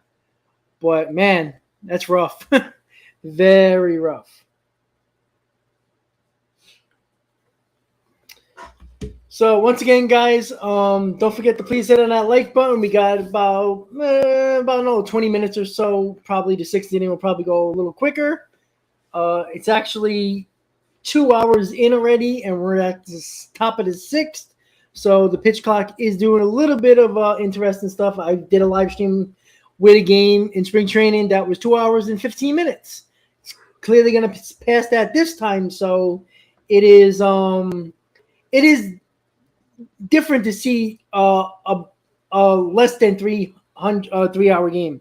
So they're showing the Brandon Nimmo slide. Brandon Nimmo trying to win the second base. His right cleat got stuck in the dirt and came up very gingerly, and he was helped off the field by Brian Baca, the manager. Buck Showalter came out as well. But that is a sight that really you do not want to see. Certainly is less than 2 weeks away from opening day. Again, we do not have any update on Brandon. We'll get it to you when we have something, but that's the last thing you want to see, Tom. No, you never want to see anything like that, especially he's going in casually. He almost stood up a little bit before he went down, didn't get the leg extended, and you saw what happened right there. Stephen Nagosic is the new pitcher for the Nagosic's on the mound for the Mets. Another guy that could be a bullpen piece, 2.45 ERA last year in 12 games for the Mets. We don't talk about that much, but I think he's a great added depth piece. Really kind of seems to have gotten it together. Good sneaky fastball, good sharp slider, and seems like he's a guy that they need to count on as they keep adding depth. As we talked about, they keep needing depth as the season goes on. Austin Allen is the batter for the Marlins, who replaced Stallings behind the plate. So Nagosic, he's got something up on some of the other relievers because he is out of options. So down left field line, drifting. Maybe gives it a chase, but it's into the seats. So they can't send him down. If they send him down, Todd. I agree, Grant. So they just talked about him not having no more options. So there's a pretty good chance he's going to make the team. Especially late in the year. He's got good stuff. Folks at home, that's why sometimes guys that may be that still have options, meaning they can be options in the minor leagues, you'll see them go in favor of some guys that don't. And it's a numbers game. The organization is going to use the options while they have them to be able to use that roster in the way that's most effective for what they're needing to at that point. His ERA was 2.45. Right up the middle to end the inning. Right to Mauricio. Up the middle, 6-1 Mets. Bottom six coming up.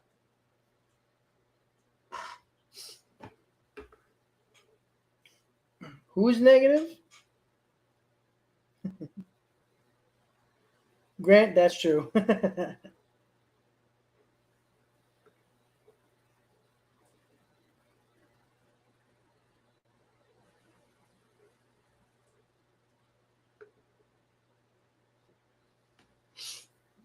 But yeah, like Gary Apple just said, Nagosic is a guy that is also going to be a bullpen piece, most likely.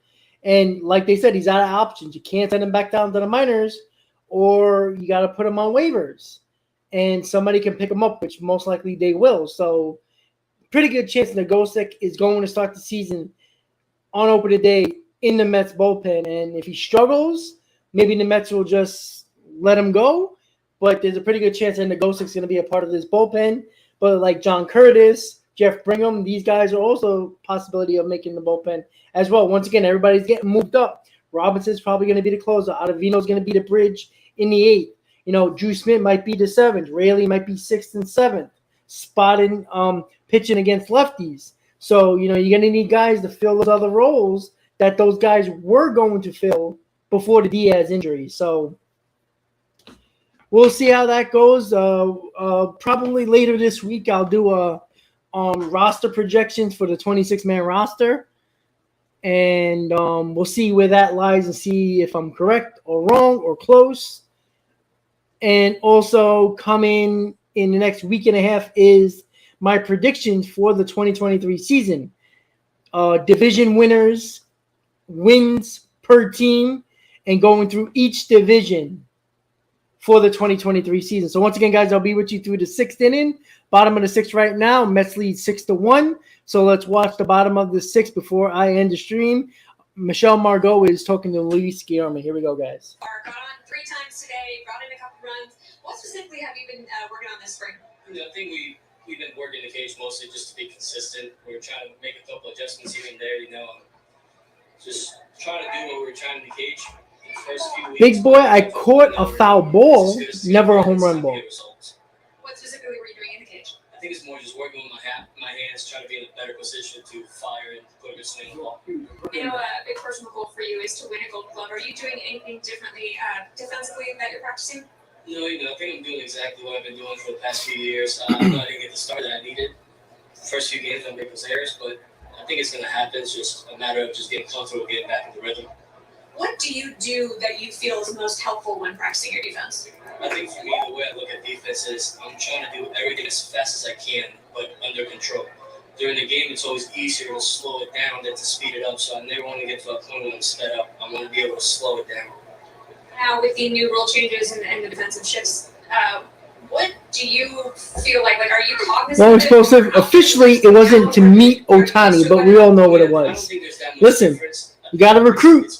If you can do it legally or at least under the table, keep doing it. So I don't think there's that much difference, but it's going to be a lot funner to cover a little more ground and have fun with it out there. You've been with this organization for a couple of years now. How does this spring compare? What is the vibe like this year? No, I think it's great. I think everybody is just relaxed and everybody's going about their business the right way. Everybody's just ready to go every day. All right, Luis, thank you so much for the time. I appreciate it. No problem. Gary? All right, Michelle, we thank you and Luis as well. You're now 28 years old.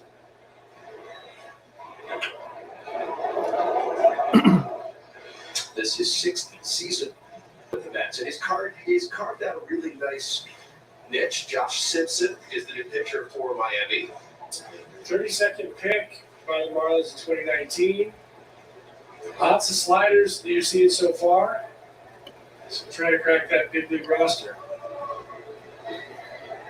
Facing off against Castro. Ooh, nice pitch. Strike 3. That guy behind him plate is hilarious.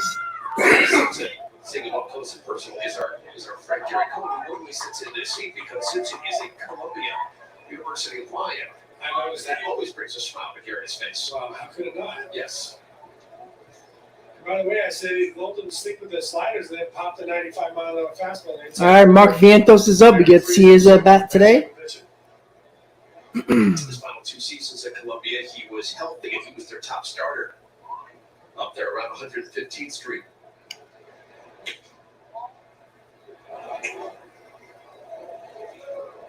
.6'2", 190 pounds, 25 years old.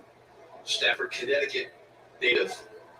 Was a 32nd round pick of the Marlins back in 2019, facing Stewart for the first time.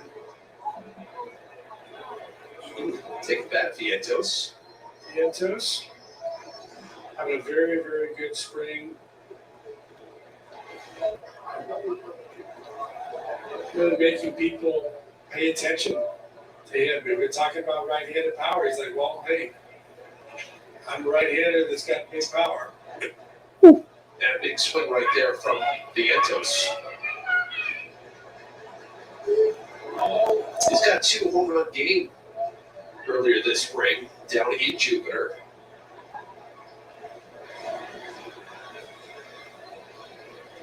Count is even at 2-2. And down goes Vientos. So back-to-back strikeouts here in the 6th inning for Josh Simpson. Slider right here, he goes down and in, he goes over across the top of it. That was set up by the pitch before, which was the fastball up in the zone.